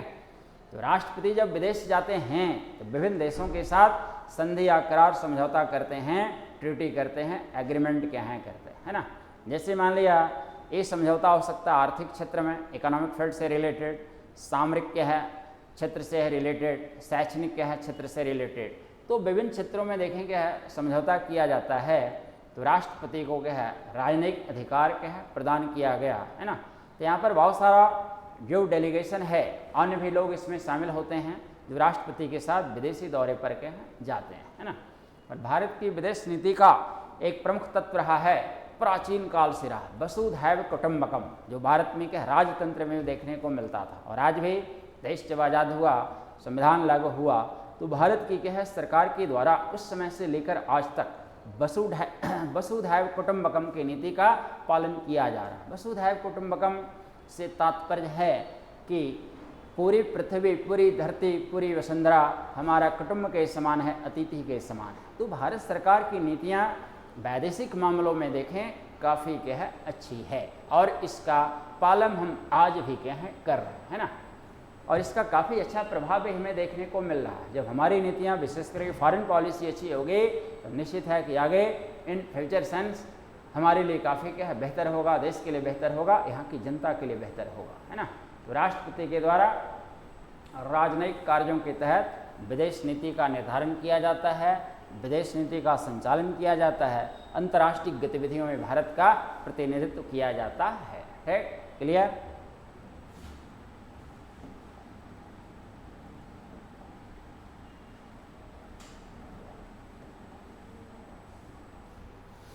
अगला है मिलिट्री क्या है पावर, सैन्य शक्ति, मिलिट्री पावर, है ना। राष्ट्रपति को कहते हैं तीनों सेनाओं का सर्वोच्च कमांडर। भारत में जैसे क्या 3 प्रकार की सेना, या हर देश में है 3 प्रकार की सेना, कहीं कहीं क्या है मान लिया जो लैंड लॉक्ड कंट्री है, पूरी तरह भू आविष्ठित देश, तो वहाँ पर नौसेना की आवश्यकता होती नहीं है, क्योंकि इंटरनेशनल बाउंड्री जब किसी देश का वाटर क्या है वेज को टच नहीं कर रहा है, वाटर बॉडी को टच नहीं कर रहा है, तो वहाँ पर नौसेना की आवश्यकता होती नहीं है विशेष, है ना। तो भारत में क्या है चूँकि हमारा 3 जो है क्षेत्र वो पूरी तरह से क्या है वाटर बॉडी से क्या है घिरा हुआ है ना। एक तरफ बंगाल की खाड़ी, फिर क्या है इंडियन ओशन, उसके अलावा क्या है अरब क्या है सागर। तो हमारे यहाँ क्या है नौसेना देखें आज़ादी से पहले काफ़ी से क्या है नौसेना अस्तित्व में क्या है रही, है ना। तो यहाँ पर नौसेना हो उसी को जल सेना कहते हैं, फिर क्या है वायुसेना प्लस थल सेना, तीनों सेनाओं का सर्वोच्च कमांडर राष्ट्रपति को भारतीय संविधान के तहत बनाया गया। तो इस क्या है शक्ति के तहत राष्ट्रपति देखें यदि किसी देश के साथ युद्ध होना है तो युद्ध की घोषणा कर सकता है, या युद्ध के पश्चात शांति की बातें होती है तो शांति की घोषणा कर सकता है। तो वार एंड पीस अनाउंसमेंट, है ना, थ्रू प्रेसिडेंट ऑफ इंडिया, है ना। तो यहाँ पर कहेंगे किस कार्य के तहत मिलिट्री क्या है, देखें पावर के तहत, सैन्य क्या है, शक्ति के तहत। ठीक है,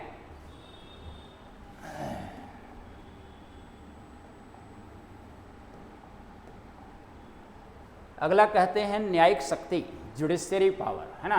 तो आर्टिकल 72 में राष्ट्रपति को क्या है, देखें 72 के तहत, 72 के तहत न्यायिक शक्तियां प्रदान की गई हैं, है ना। अब न्यायिक शक्ति के तहत राष्ट्रपति के द्वारा किस प्रकार से कार्य किया जाता है। यहाँ मान लिया डिस्ट्रिक्ट कोर्ट स्थित है, इसके ऊपर देखें हाई कोर्ट है, इसके ऊपर क्या है, सुप्रीम कोर्ट, है ना। और यहाँ से भी क्या है रखा गया ऊपर राष्ट्रपति को, है ना। अब डिस्ट्रिक्ट कोर्ट में कोई मुकदमा आरंभ हुआ, इसके जजमेंट से आप संतुष्ट नहीं हैं, कहाँ पर अपील करेंगे, हाई कोर्ट में करते हैं।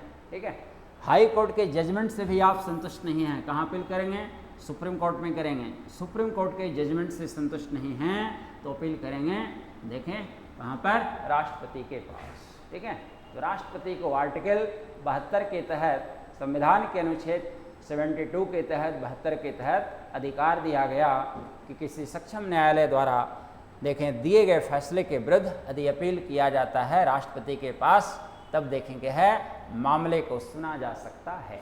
अब मामला कैसा है इस पर डिपेंड करता है।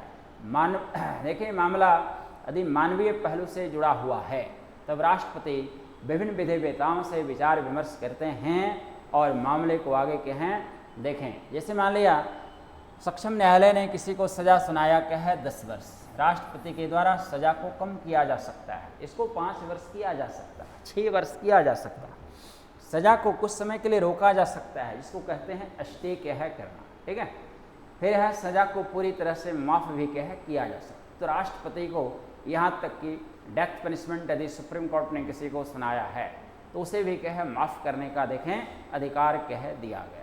ठीक है, किसी व्यक्ति को यदि फांसी की सज़ा भी सुनाई गई है तो राष्ट्रपति को अधिकार दिया गया कि फांसी की सज़ा को भी माफ़ कर सकते हैं, लेकिन पहले उस पहलू पर ध्यान देना होगा कि मामला कैसा है। यदि व्यक्ति ने जघन्य अपराध किया है तब राष्ट्रपति के द्वारा मामले को खारिज कर दिया जाता है, मतलब कि सुप्रीम कोर्ट ने जो जजमेंट सुनाया उसे बरकरार रखा जाएगा और व्यक्ति को क्या है वही क्या है सज़ा दी जाएगी जो सुप्रीम कोर्ट ने क्या है सुनाया है।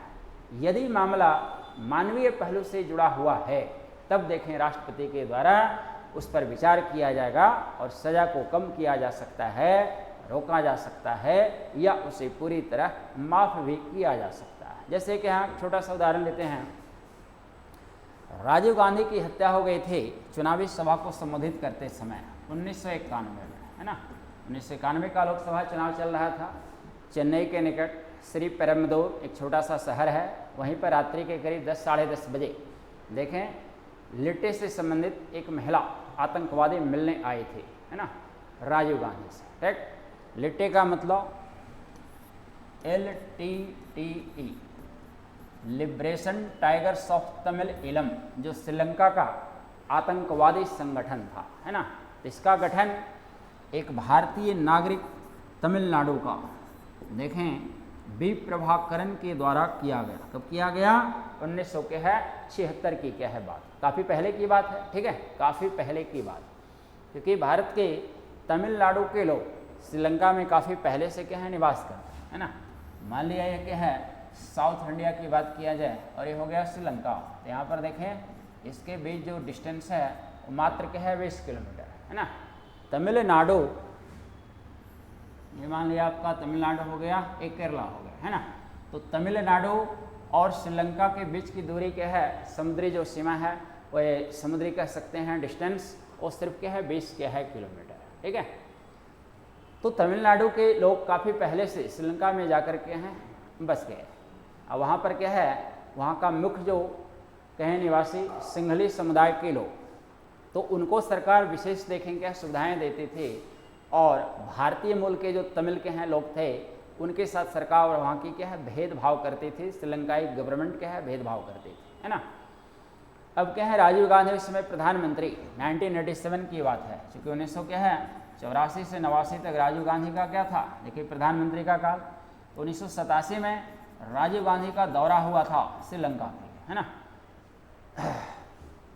लिट्टे के लोगों के द्वारा बी प्रभाकरन के द्वारा कहा गया राजीव गांधी से कि आप भारत के प्रधानमंत्री हैं और हम लोग भी भारत के ही के हैं रहने वाले हैं, यहाँ की सरकार हमारे साथ भेदभाव करती है तो आप हमारी सहायता करें, श्रीलंकाई सरकार पर दबाव कहें डालें, जैसे भी हो हमें भी सिंगली समुदाय के लोगों के समान सुविधाएँ मिलने चाहिए। तो राजीव गांधी के द्वारा कोई विशेष ध्यान दिया नहीं गया। 1987 में श्रीलंका के दौरा के दौरान राजीव गांधी पर लिट्टे ने हमला भी किया, क्योंकि डिमांड उससे पहले हो रही थी, है ना। तो वहाँ पर श्रीलंकाई सैनिकों ने राजीव गांधी को बचाने का देखें प्रयास किया, लेकिन लिट्टे ने टारगेट कर लिया कि किसी भी स्थिति में हमें राजीव गांधी की कहानी को करना, फिनिश करना है, ठीक है। अब बहुत सारे लोगों को देखें इस कार्य में शामिल किया गया। अब यहाँ 1991 की बात है ना। तो एक महिला देखें आई, एक महिला आई मंच पर राजीव गांधी से मिलने के लिए। राजीव गांधी की एक बहुत बड़ी कमजोरी थी, आम व्यक्ति से भी यूं ही मिल लेना, है ना। जब साथ में सुरक्षा कर्मी है, आप प्रधानमंत्री देश का रह चुके हैं, तो प्रधानमंत्री को फुल प्रूफ सिक्योरिटी दी जाती है, जेट श्रेणी की सुरक्षा प्रदान की जाती है। राजीव गांधी जब महिला मंच पर आ रही थी, सुरक्षा कर्मियों ने रोकने का भी प्रयास किया, है ना, कि मौत सामने खड़ा था, बिल्कुल काल के महाकाल के रूप में बिल्कुल सामने खड़ा था, है ना। तो राजीव गांधी ने सुरक्षा कर्मी को रोक लिया और कहा गया कि महिला को आने दिया जाए मंच पर, है ना, क्योंकि मौत दरवाजे पर दस्तक दे रहा था। महिला जैसे मंच पर चढ़े, फाइनली पैर छूने के लिए नीचे झुके और रिमोट को दबाई, उसी समय ब्लास्ट हो गया। राजीव गांधी के साथ 21 और लोग भी, जिसमें सुरक्षा कर्मी भी थे, कुछ अन्य लीडर्स भी शामिल थे। फाइनली सबकी कहानी फिनिश हो गई। काफ़ी दहशत फैला, है ना। अब बहुत सारे लोग, 26 लोगों को यहाँ पर अरेस्ट किया गया, 26 पीपल को अरेस्ट किया गया, जिसमें 4 को फाइनली फांसी की सज़ा सुनाई गई, है ना।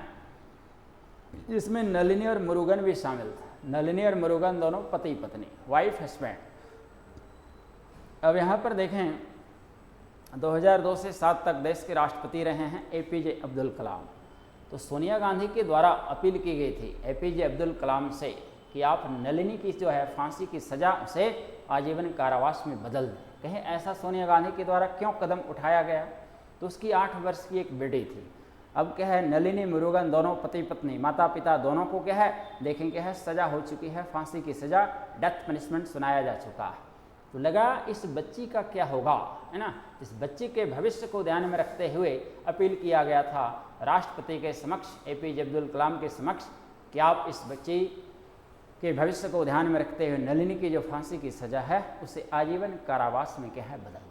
तो मानवीय पहलू से जुड़ा हुआ मामला था, तो यहाँ पर राष्ट्रपति के द्वारा विचार किया गया, है ना। तो कैसा मामला है इस पर डिपेंड करता है। तो राष्ट्रपति विभिन्न विधिवेताओं से विचार विमर्श करते हैं। फाइनली देखें केंद्रीय मंत्रिमंडल, उसी की सलाह पर राष्ट्रपति के द्वारा फिर फैसला सुनाया जाता है ना।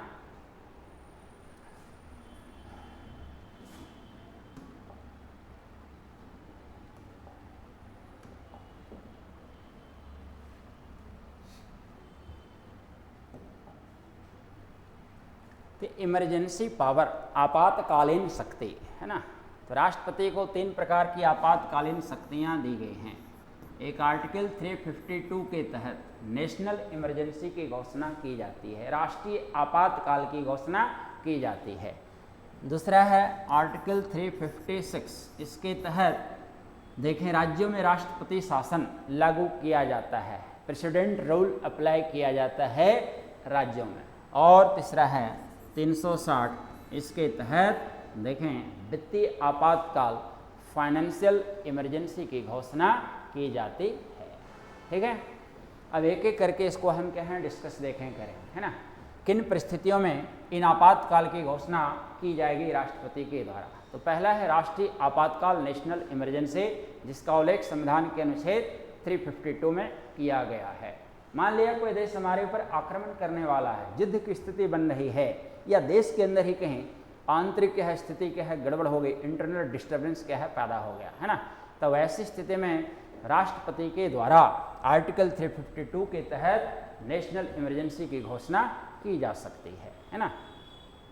शुरू में देखें क्या है प्रावधान था कि मान लिया राष्ट्रपति के द्वारा नेशनल इमरजेंसी की घोषणा की गई, 2 माह के क्या है फिर देखें क्या है अंदर में जा कर के संसद से इसकी स्वीकृति क्या है लेना होता था, है ना। बाद में फिर क्या है 44वें संविधान संशोधन के द्वारा क्या है प्रावधान 1978 में कर दिया गया कि बिना मंत्रिमंडल के लिखित सिफारिश पर राष्ट्रपति के द्वारा आर्टिकल क्या है 352 का प्रयोग नहीं किया जाएगा। और जब क्या है लागू हो गया तो 1 माह के अंदर संसद से इसकी स्वीकृति क्या है आवश्यक है, और फाइनली फिर आगे इसको लंबे समय तक जारी रखना है तो हर एक 6 महीना पर संसद से स्वीकृति क्या है लेते क्या है रहना क्या है पड़ेगा, है ना।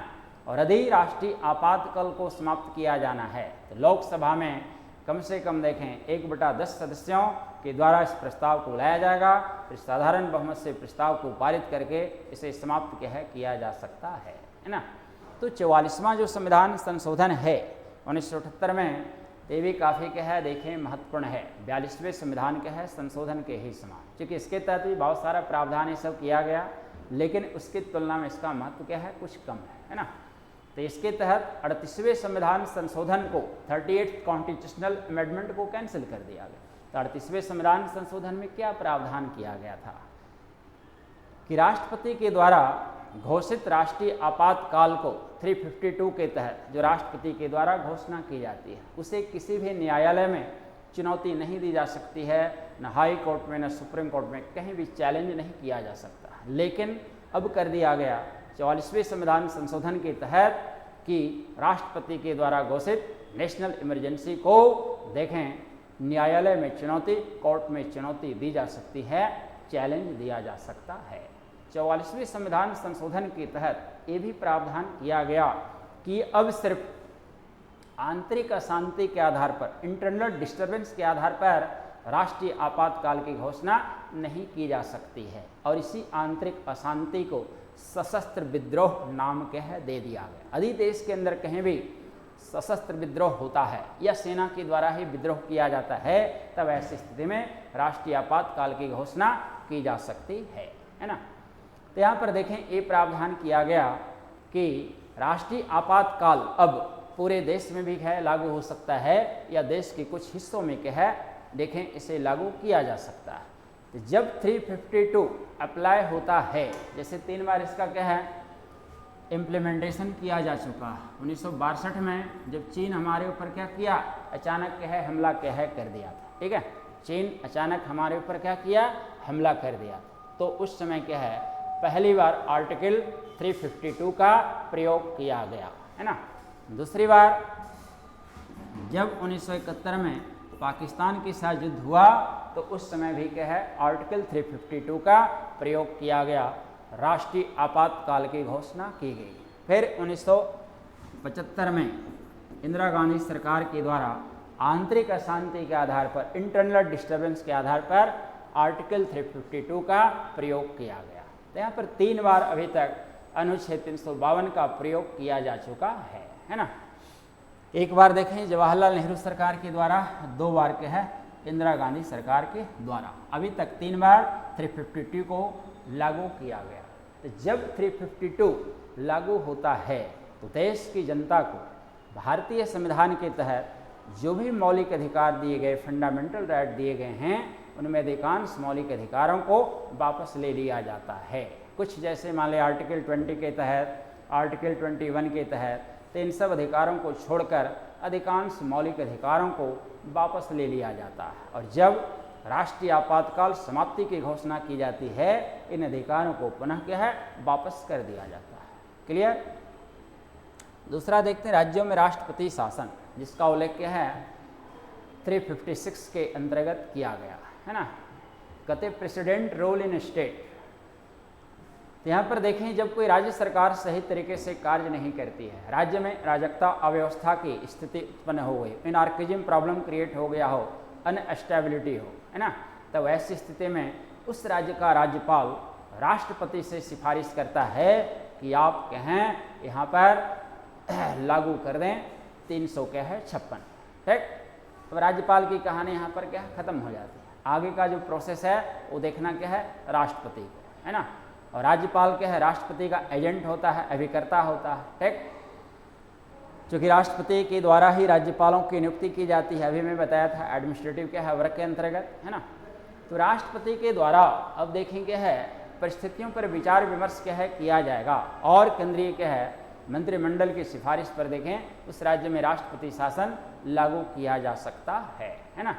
तो स्थिति कैसी उत्पन्न हो रही है इन सब चीज़ों को ध्यान में रखा जाता है, उसके बाद देखें इसका प्रयोग किया जाता है। तो सबसे पहले 1951 में पंजाब राज्य में इसको लागू क्या है कर दिया गया था। झारखंड में भी देखें 3 बार लागू हो चुका है, यूपी केरल में से 9 बार क्या है लागू किया जा चुका है ना। तो किसी न किसी स्टेट में देखें तो क्या है लागू रहता है और सबसे ज़्यादा बार प्रयोग देखें इंदिरा गांधी सरकार के द्वारा, क्योंकि 17 वर्ष इंदिरा गांधी शासन के एक डिक्टेटर प्राइम मिनिस्टर के रूप में शासन किया गया 17 ईयर्स। तो आर्टिकल 356 का देखें सबसे अधिक क्या है यूज कहें या मिसयूज जो कर सकते हैं, क्योंकि संविधान का ये ऐसा आर्टिकल है जिसका यूज कम हुआ मिसयूज क्या है ज़्यादा हुआ, है ना।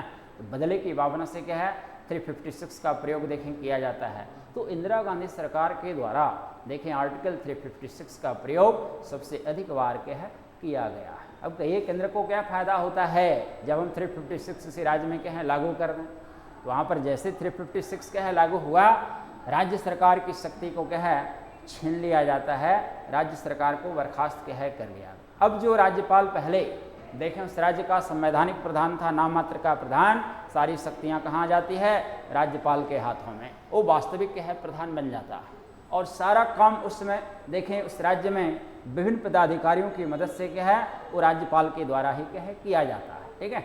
यदि उसके लिए उस समय बजट इसे पारित करना है तो सीधा सीधी संसद में जाकर के क्या है किया जाएगा। बाकी राज्य में जितने भी हैं, मान लिया मुख्य सचिव हैं, चीफ सेक्रेटरी ऑफ स्टेट जो IAS अधिकारियों में सबसे ऊपर होते हैं, उसी में DGP हैं जो पुलिस प्रशासन में, डायरेक्टर जनरल ऑफ पुलिस एक राज्य के पुलिस प्रशासन में सबसे ऊपर होते हैं। तो ये लोग उनके कार्यों में सहयोग प्रदान करते हैं। राज्य सरकार का जो सचिवालय होता है, सचिवालय में क्या है देखें बहुत सारे पदाधिकारी हैं, कर्मचारी हैं, तो राज्यपाल के कार्यों में क्या करते हैं सहयोग के हैं प्रदान करते हैं। तो उस समय जब 356 इसी राज्य में अप्लाई होता है, वहाँ उस पार्टी की सरकार न होती हुए भी उस पर पकड़ हो जाती है केंद्र के है सरकार की, ठीक है। तो 356 का मिसयूज ज़्यादा हुआ है, यूज कम हुआ है और इंदिरा गांधी सरकार के द्वारा इसका मिसयूज सबसे अधिक किया गया है, ठीक क्लियर। तीसरा है वित्तीय आपातकाल फाइनेंशियल इमरजेंसी। कहते हैं जब देश की आर्थिक स्थिति काफ़ी खराब हो, बदहाल हो, अर्थव्यवस्था जर्जर स्थिति में हो, इकोनॉमिक कंडीशन काफ़ी क्या है बैड हो, तब वैसी स्थिति में राष्ट्रपति के द्वारा 360 का प्रयोग किया जा सकता है ना। जैसे मान लिया 1991 में देश की आर्थिक स्थिति काफ़ी क्या है खराब थी, बिल्कुल क्या है जर्जर, अर्थव्यवस्था बिल्कुल क्या है चरमरा गई थी, बुरी क्या है हाल में थी, है ना। तो फिर भी यहाँ पर क्या है 360 का प्रयोग नहीं किया गया, क्योंकि तीनों इमरजेंसी में देखें तो इसका बताए कि 150 बार से अधिक इसका क्या है प्रयोग किया जा चुका है, मोर देन 150 टाइम्स 356 का। इसका यूज क्या है 3 टाइम्स हुआ है, 3 बार अभी तक, और इसका प्रयोग अभी तक 1 बार भी नहीं हुआ। तो 1991 में देश की आर्थिक स्थिति काफ़ी खराब थी, बिल्कुल बदहाल स्थिति। RBI के पास जो सोना था वो भी गिरवी रखने की बातें क्या है हो रही है ना, लेकिन उस समय भी देश में 360 का प्रयोग नहीं किया गया, है ना। अब यहाँ पर क्या है भारत सरकार के द्वारा LPG पॉलिसी को क्या है लाया गया। LPG उस समय क्या है देश के प्रधानमंत्री थे PV नरसिंह राव और मनमोहन सिंह उस समय के हैं फाइनेंस के हैं मिनिस्टर थे, वित्त के हैं मंत्री। तो क्या है ये मनमोहन सिंह के दिमाग की उपज थी कि देश में LPG पॉलिसी को क्या है लाया जाए, क्योंकि ये बहुत बड़े इकोनॉमिस्ट रह चुके हैं, RBI के गवर्नर उससे पहले रह चुके थे, IMF का जो डायरेक्टरी क्या है बोर्ड होता है काउंसिल 20 मेंबर, उसके भी मेंबर क्या हैं रह चुके थे, है ना। तो काफ़ी विद्वान क्या हैं कह सकते हैं उनको, ग्रेट स्कॉलर। तो वैसे व्यक्ति को यदि वित्त मंत्री बनाया गया, उसमें फाइनेंस मिनिस्टर, तो भारत के लिए अच्छी क्या है बातें। तो इन्हीं के दिमाग की उपज थी कि भारत में LPG पॉलिसी को क्या है लाया जाए। L for liberalisation, P for privatisation and G for globalisation, है ना। अब क्या है ये लिबरलाइजेशन, आर्थिक उदारीकरण की नीति। जब किसी देश की अर्थव्यवस्था जर्जर होती है, इकोनॉमिक कंडीशन काफ़ी पुअर होता है, बैड होता है, तब वहाँ की सरकार यदि देशी विदेशी पूंजीपतियों को अपने देश में पूंजी इन्वेस्ट करने के लिए कहती है। भारत सरकार के द्वारा भी कहा गया अपने देश के पूंजीपतियों से, विदेशी पूंजीपतियों से कि आप क्या है भारत आकर अधिक से अधिक पूंजी निवेश करें, कैपिटल इन्वेस्ट क्या है करें। और यदि अधिक से अधिक पूंजी का निवेश होगा, कैपिटल इन्वेस्टमेंट होगा, निश्चित है कि रोजगार के नए नए अवसर क्या है सृजित होंगे, है ना। तो यहाँ पर लोगों को क्या है रोजगार क्या है मिलेगा, और एक व्यक्ति को रोजगार मिलता है तो उसका क्या है एक परिवार क्या है पूरा उससे जुड़ा होता है, उसकी स्थिति में क्या है सुधार होगी, देश का जो इकोनॉमी है उसमें क्या है फ्लो आएगा। तो यहाँ पर देखें आर्थिक उदारीकरण की नीति को भारत सरकार के द्वारा क्या है अपनाने का प्रयास क्या है किया गया। तो उस समय से इकोनॉमिक ग्रोथ देखें हमारा क्या हो गया, बढ़ गया, जीडीपी ग्रोथ रेट हमारा क्या है बढ़ गया, ठीक है। दूसरी बातें हैं privatisation, P for privatisation. Privatisation means क्या है निजीकरण। सरकार के द्वारा यहाँ पर एक क्या है सोचा गया कि जो सरकारी क्षेत्र में चलने वाली औद्योगिक इकाइयाँ हैं, सिक इंडस्ट्री हैं, रुग्ण औद्योगिक इकाइयाँ हैं, यदि उसकी स्थिति काफ़ी क्या है खराब है, उसकी स्थिति क्या है काफ़ी खराब है, दयनीय है, उससे हमें नुकसान हो रहा है। तो सरकार ने डिसीजन लिया क्यों न ऐसी औद्योगिक इकाइयों को हम दूसरे हाथों में बेचने का प्रयास करें, निजी हाथों में बेचें। यदि निजी व्यक्ति उसमें अपना धन निवेश करेगा, कैपिटल इन्वेस्ट क्या है करेगा, निश्चित है कि मैनेजमेंट में सुधार होगा, और जब प्रबंधन में सुधार होगा तो जो कंपनी पहले घाटे में चल रही थी, जो रुग्ण औद्योगिक इकाइयाँ थी, सिक इंडस्ट्री थी, उसमें सुधार होगा और वही बेनिफिट कमाने लगेगी, मुनाफा क्या है कमाने लगेगी, लाभ क्या है कमाने लगेगी। तो यहाँ पर सरकार को लगा कि यदि क्या है सिक इंडस्ट्री को हम निजी हाथों में बेचें, या तो क्या है उसके 100% क्या है शेयर को बेच दें, या देखें क्या है 51% शेयर को, या जिस रूप में पार्शियल क्या है रूप में, है ना। तो फाइनली मैनेजमेंट में क्या होगा सुधार होगा।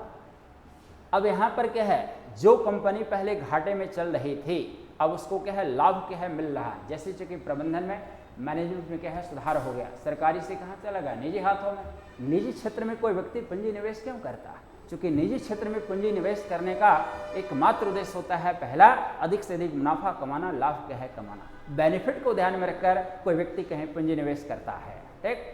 तो यदि क्या है इन सिक इंडस्ट्री को निजी हाथों में बेच दिया जाए तो जो पहले घाटे में चल रहे थे अब वहाँ पर क्या होगा लाभ मिलने लगेगा। मान लिया जाए कि यहाँ 100% बेच दिया गया तो चलिए इससे सरकार को अब क्या है उस कंपनी से कोई लाभ होने वाला नहीं है, ये बात सही है, लेकिन वहाँ से जो धन प्राप्त हुआ उसे हम दूसरे क्षेत्र में क्या है निवेश कर सकते हैं, ठीक है, दूसरे क्षेत्र में निवेश कर सकते हैं, डेवलपमेंट में से क्या है लगाया जा सकता है।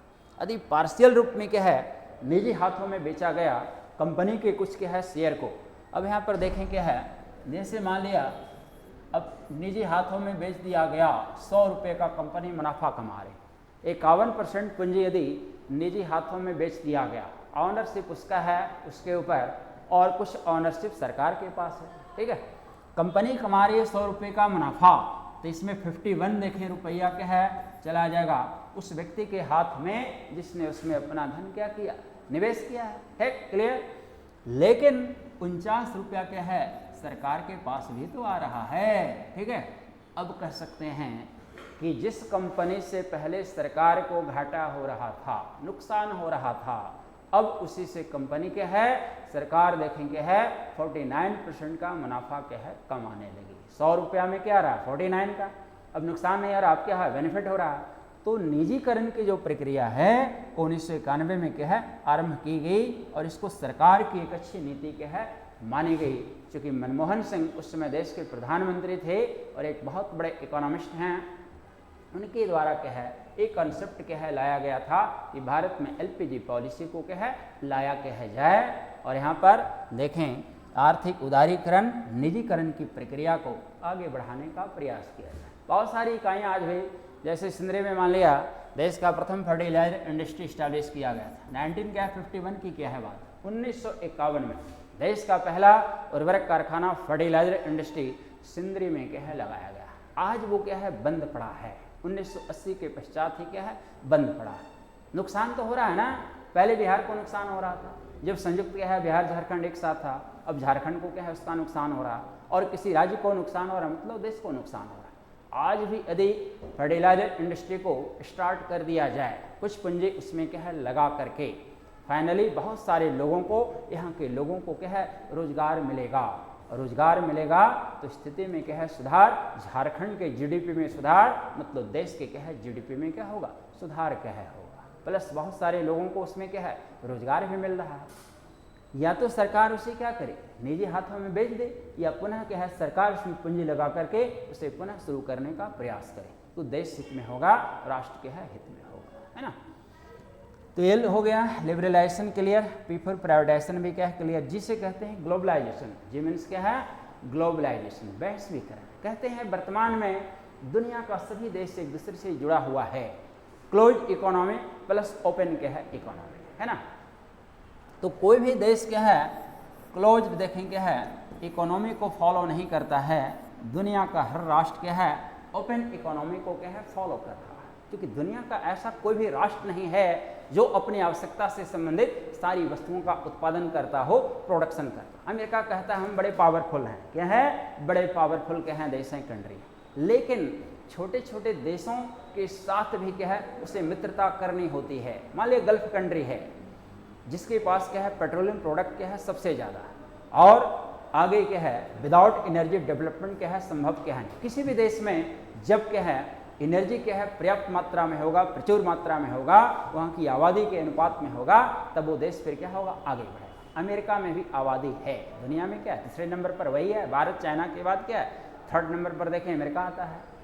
तो अमेरिकी सरकार की भी निर्भरता है, छोटे छोटे देशों के ऊपर है, उसकी डिपेंडेंसी है, क्योंकि वहाँ भी क्या है ऊर्जा की क्या है ज़रूरत है, प्लस बहुत सारी ऐसी वस्तुएं हैं जो अमेरिका में क्या है उत्पादन देखिए क्या है नहीं होता है। मान लिया कोरोना पीरियड की हम बात करें तो कोरोना के समय सबसे क्या है एक प्रमुख दवा सस्ती पैरासीटामोल, पैरासीटामोल का प्रोडक्शन अपने देश में सबसे ज़्यादा होता है, भारत में सबसे ज़्यादा होता है।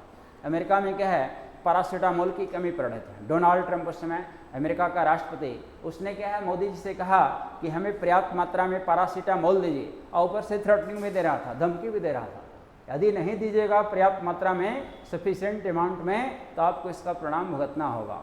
भीख मांग रहे हो ऊपर से धमकी भी देते हो, है ना।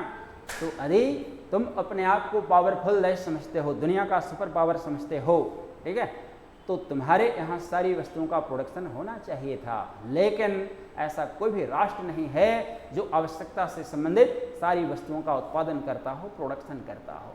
तो अमेरिका जैसे देश के छोटे छोटे देशों पर क्या है निर्भरता है, डिपेंडेंसी है। तो दुनिया का हर राष्ट्र चाहता है कि हम एक दूसरे से जुड़े रहें, ट्रेड करें, एक्सपोर्ट करें, इम्पोर्ट क्या है करें, है ना। तो आज कहते हैं दुनिया की दूरी सिमट गई है, एक वैश्विक गांव के रूप में दुनिया बदल गई है, ग्लोबल विलेज के रूप में दुनिया क्या है कन्वर्ट देखी हो चुकी है ना। यहाँ पर तीन जो पॉलिसी है LPG लिबरलाइजेशन, प्राइवेटाइजेशन, ग्लोबलाइजेशन, 1991 भारत सरकार के द्वारा एक्सेप्ट किया गया, लेकिन और धीरे धीरे फिर क्या है देश की आर्थिक स्थिति को सुधारने का प्रयास किया गया, और उस समय से आज तक भारत सरकार इस नीति को क्या है देखिए मान रही है, इसका पालन करने का प्रयास कर रही है। तो उस समय से लेकर आज तक भारत के इकोनॉमिक ग्रोथ में, GDP ग्रोथ में काफ़ी देखें सुधार देखने को मिल रहा है ना। 360 का प्रयोग क्या है देखें यहाँ विकट परिस्थिति के बाद भी क्या है किया नहीं गया। तो जब 360 क्या है लागू होता है, देश स्तर के जो भी महत्वपूर्ण पदाधिकारी हैं उनके देखिए वेतन भत्ते पेंशन में कटौती की जाती है, और वहाँ से जो धन प्राप्त होता है उससे देश की अर्थव्यवस्था को, इकोनॉमी को सुधारने का प्रयास किया जाता है, ठीक है। तो 360 का प्रयोग देखें अभी तक एक बार भी क्या है नहीं किया गया।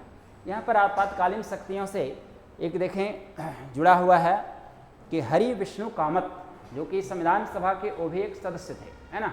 जब आपातकालीन परिस्थितियों को संविधान सभा के द्वारा इस प्रस्ताव को पारित कर दिया गया था, तो उनके द्वारा एक स्टेटमेंट दिया गया था आपातकाल के बारे में कि हे भगवान, ठीक है, हमें सर्वनाश से बचाना, क्योंकि उनका कहना था कि आपातकालीन परिस्थितियां जो ली गई हैं जर्मनी के संविधान से 1935 के अधिनियम से, और रियल में क्या है उचित क्या है नहीं है, इसे नहीं लागू किया जाना चाहिए। तो हरि विष्णु कामत संविधान सभा के एक सदस्य, उन्होंने आपातकाल का प्रस्ताव जो पारित हुआ था संविधान सभा में, उनके द्वारा ऐसा स्टेटमेंट दिया गया था, है ना। तो यहाँ पर देखें हम एक एक पॉइंट को आप लोगों के समक्ष क्या है क्लियर करने का प्रयास किए हैं, और हमें नहीं लगता है कि इससे संबंधित एक भी प्रश्न क्या है बाहर कहा जाएगा, है ना।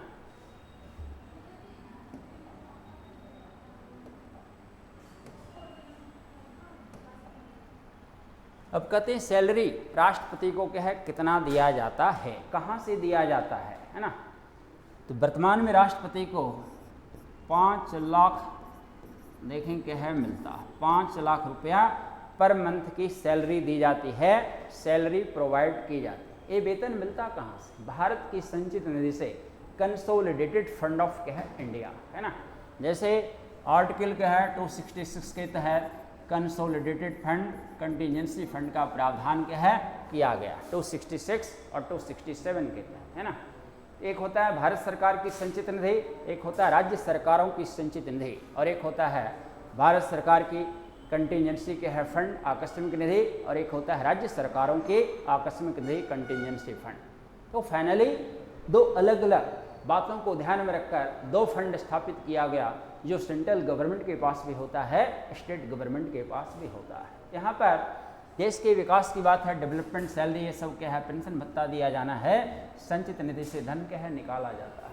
कुछ देखा राष्ट्रपति को वेतन दिया जाता है किस निधि से, तो भारत सरकार की संचित निधि से, कंसोलिडेटेड फंड ऑफ क्या है देखें सेंट्रल क्या है गवर्नमेंट, राइट। 5 लाख रुपया पर मंथ। इसके अलावा निःशुल्क आवास दिया जाता है, फ्री रेसिडेंस प्रोवाइड किया जाता है। राष्ट्रपति भवन जो प्रेसिडेंट हाउस दिल्ली में क्या है बना हुआ है, काफ़ी बेहतरीन है, लंबे चौड़े क्षेत्र में लंबा चौड़ा काफ़ी कैंपस है, बहुत सारे इसमें क्या हैं कक्षे हैं, है ना। उसका किराया आदि के हिसाब से हम सोचेंगे तो फाइनली क्या होगा आप अनुमान लगा सकते हैं, है ना। जब एक रूम का दिल्ली जैसे शहर में छोटा छोटा रूम का किराया 6 से 7 हज़ार रुपया होता है, बच्चे जब वहाँ पढ़ने जाते हैं, तो राष्ट्रपति भवन है अलग से बना हुआ लंबे चौड़े क्षेत्र में, उसका मंथली भी किराया यदि सोचें तो क्या निकलेगा, और ईयरली देखें तो फिर कहना ही क्या है ना। तो फ्री रेसिडेंस प्रोवाइड किया जाता है, अन्य सुविधाएं भी कहें दी जाती हैं, अदर फैसिलिटी प्रोवाइड कहें की जाती है। एक राष्ट्रपति जब कहें पद से हटते हैं, सेवानिवृत्त होते हैं, तो आफ्टर रिटायरमेंट उनको वेतन का देखें क्या है 50% पेंशन के रूप में क्या है देने का प्रावधान संविधान में किया गया। मतलब एक बार राष्ट्रपति बने 5 उंगलियां क्या है घी में है, फिर क्या है देखें। अब कुछ राष्ट्रपति ऐसे भी होते हैं जो वेतन मिलता है तो उसमें क्या है लेने का प्रयास नहीं करते। राजेंद्र प्रसाद के समय 10,000 रुपया क्या है पर मंथ वेतन होता था, मात्र 2500 रुपया लेते थे। 75% के हैं वो देखें वेतन के हैं छोड़ देते थे। APJ अब्दुल कलाम जो राष्ट्रपति बने 50,000 रुपया उसमें राष्ट्रपति का क्या है सैलरी था, मात्र 1 रुपया क्या है वेतन लिया करते थे, है ना। तो कुछ राष्ट्रपति ऐसे भी हुए हैं जो कि देखें वेतन भी लेना पूरी तरह पसंद क्या है नहीं करते थे, और बाकी सुख सुविधाओं का भी कुछ उनके द्वारा त्याग क्या है किया गया, है ना। तो यहाँ पर देखें 5 लाख रुपया क्या है पर मंथ क्या है वेतन का प्रावधान, 2.5 लाख रुपया मंथली क्या है जब रिटायर करेंगे आफ्टर रिटायरमेंट राष्ट्रपति को, पूर्व राष्ट्रपतियों को 2.5 लाख रुपया क्या है पेंशन देने का प्रावधान क्या है किया गया, ठीक है।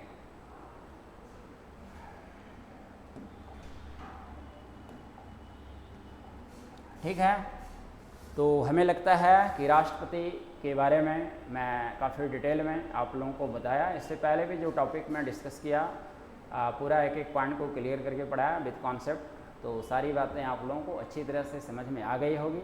और आगे भी हमारा प्रयास यही होगा कि हम आप लोगों को पॉलिटी में जो भी टॉपिक आएगा उसे काफ़ी बेहतर तरीके से समझाने का प्रयास करेंगे। आप लोग बस हमारे साथ जुड़े रहें यूँ हैं लगातार। बाकी इसके अलावा और भी सब्जेक्ट हिस्ट्री पर भी हम क्या हैं बहुत सारा देखें टॉपिक्स यहाँ पर आप लोगों के साथ डिस्कस करेंगे, ज्योग्राफी पर बहुत सारा टॉपिक यहाँ डिस्कस करेंगे, करंट अफेयर्स पर डिस्कस करेंगे। आप लोग बस हमारे साथ यूँ ही क्या है बने रहिए। जय हिंद, जय भारत।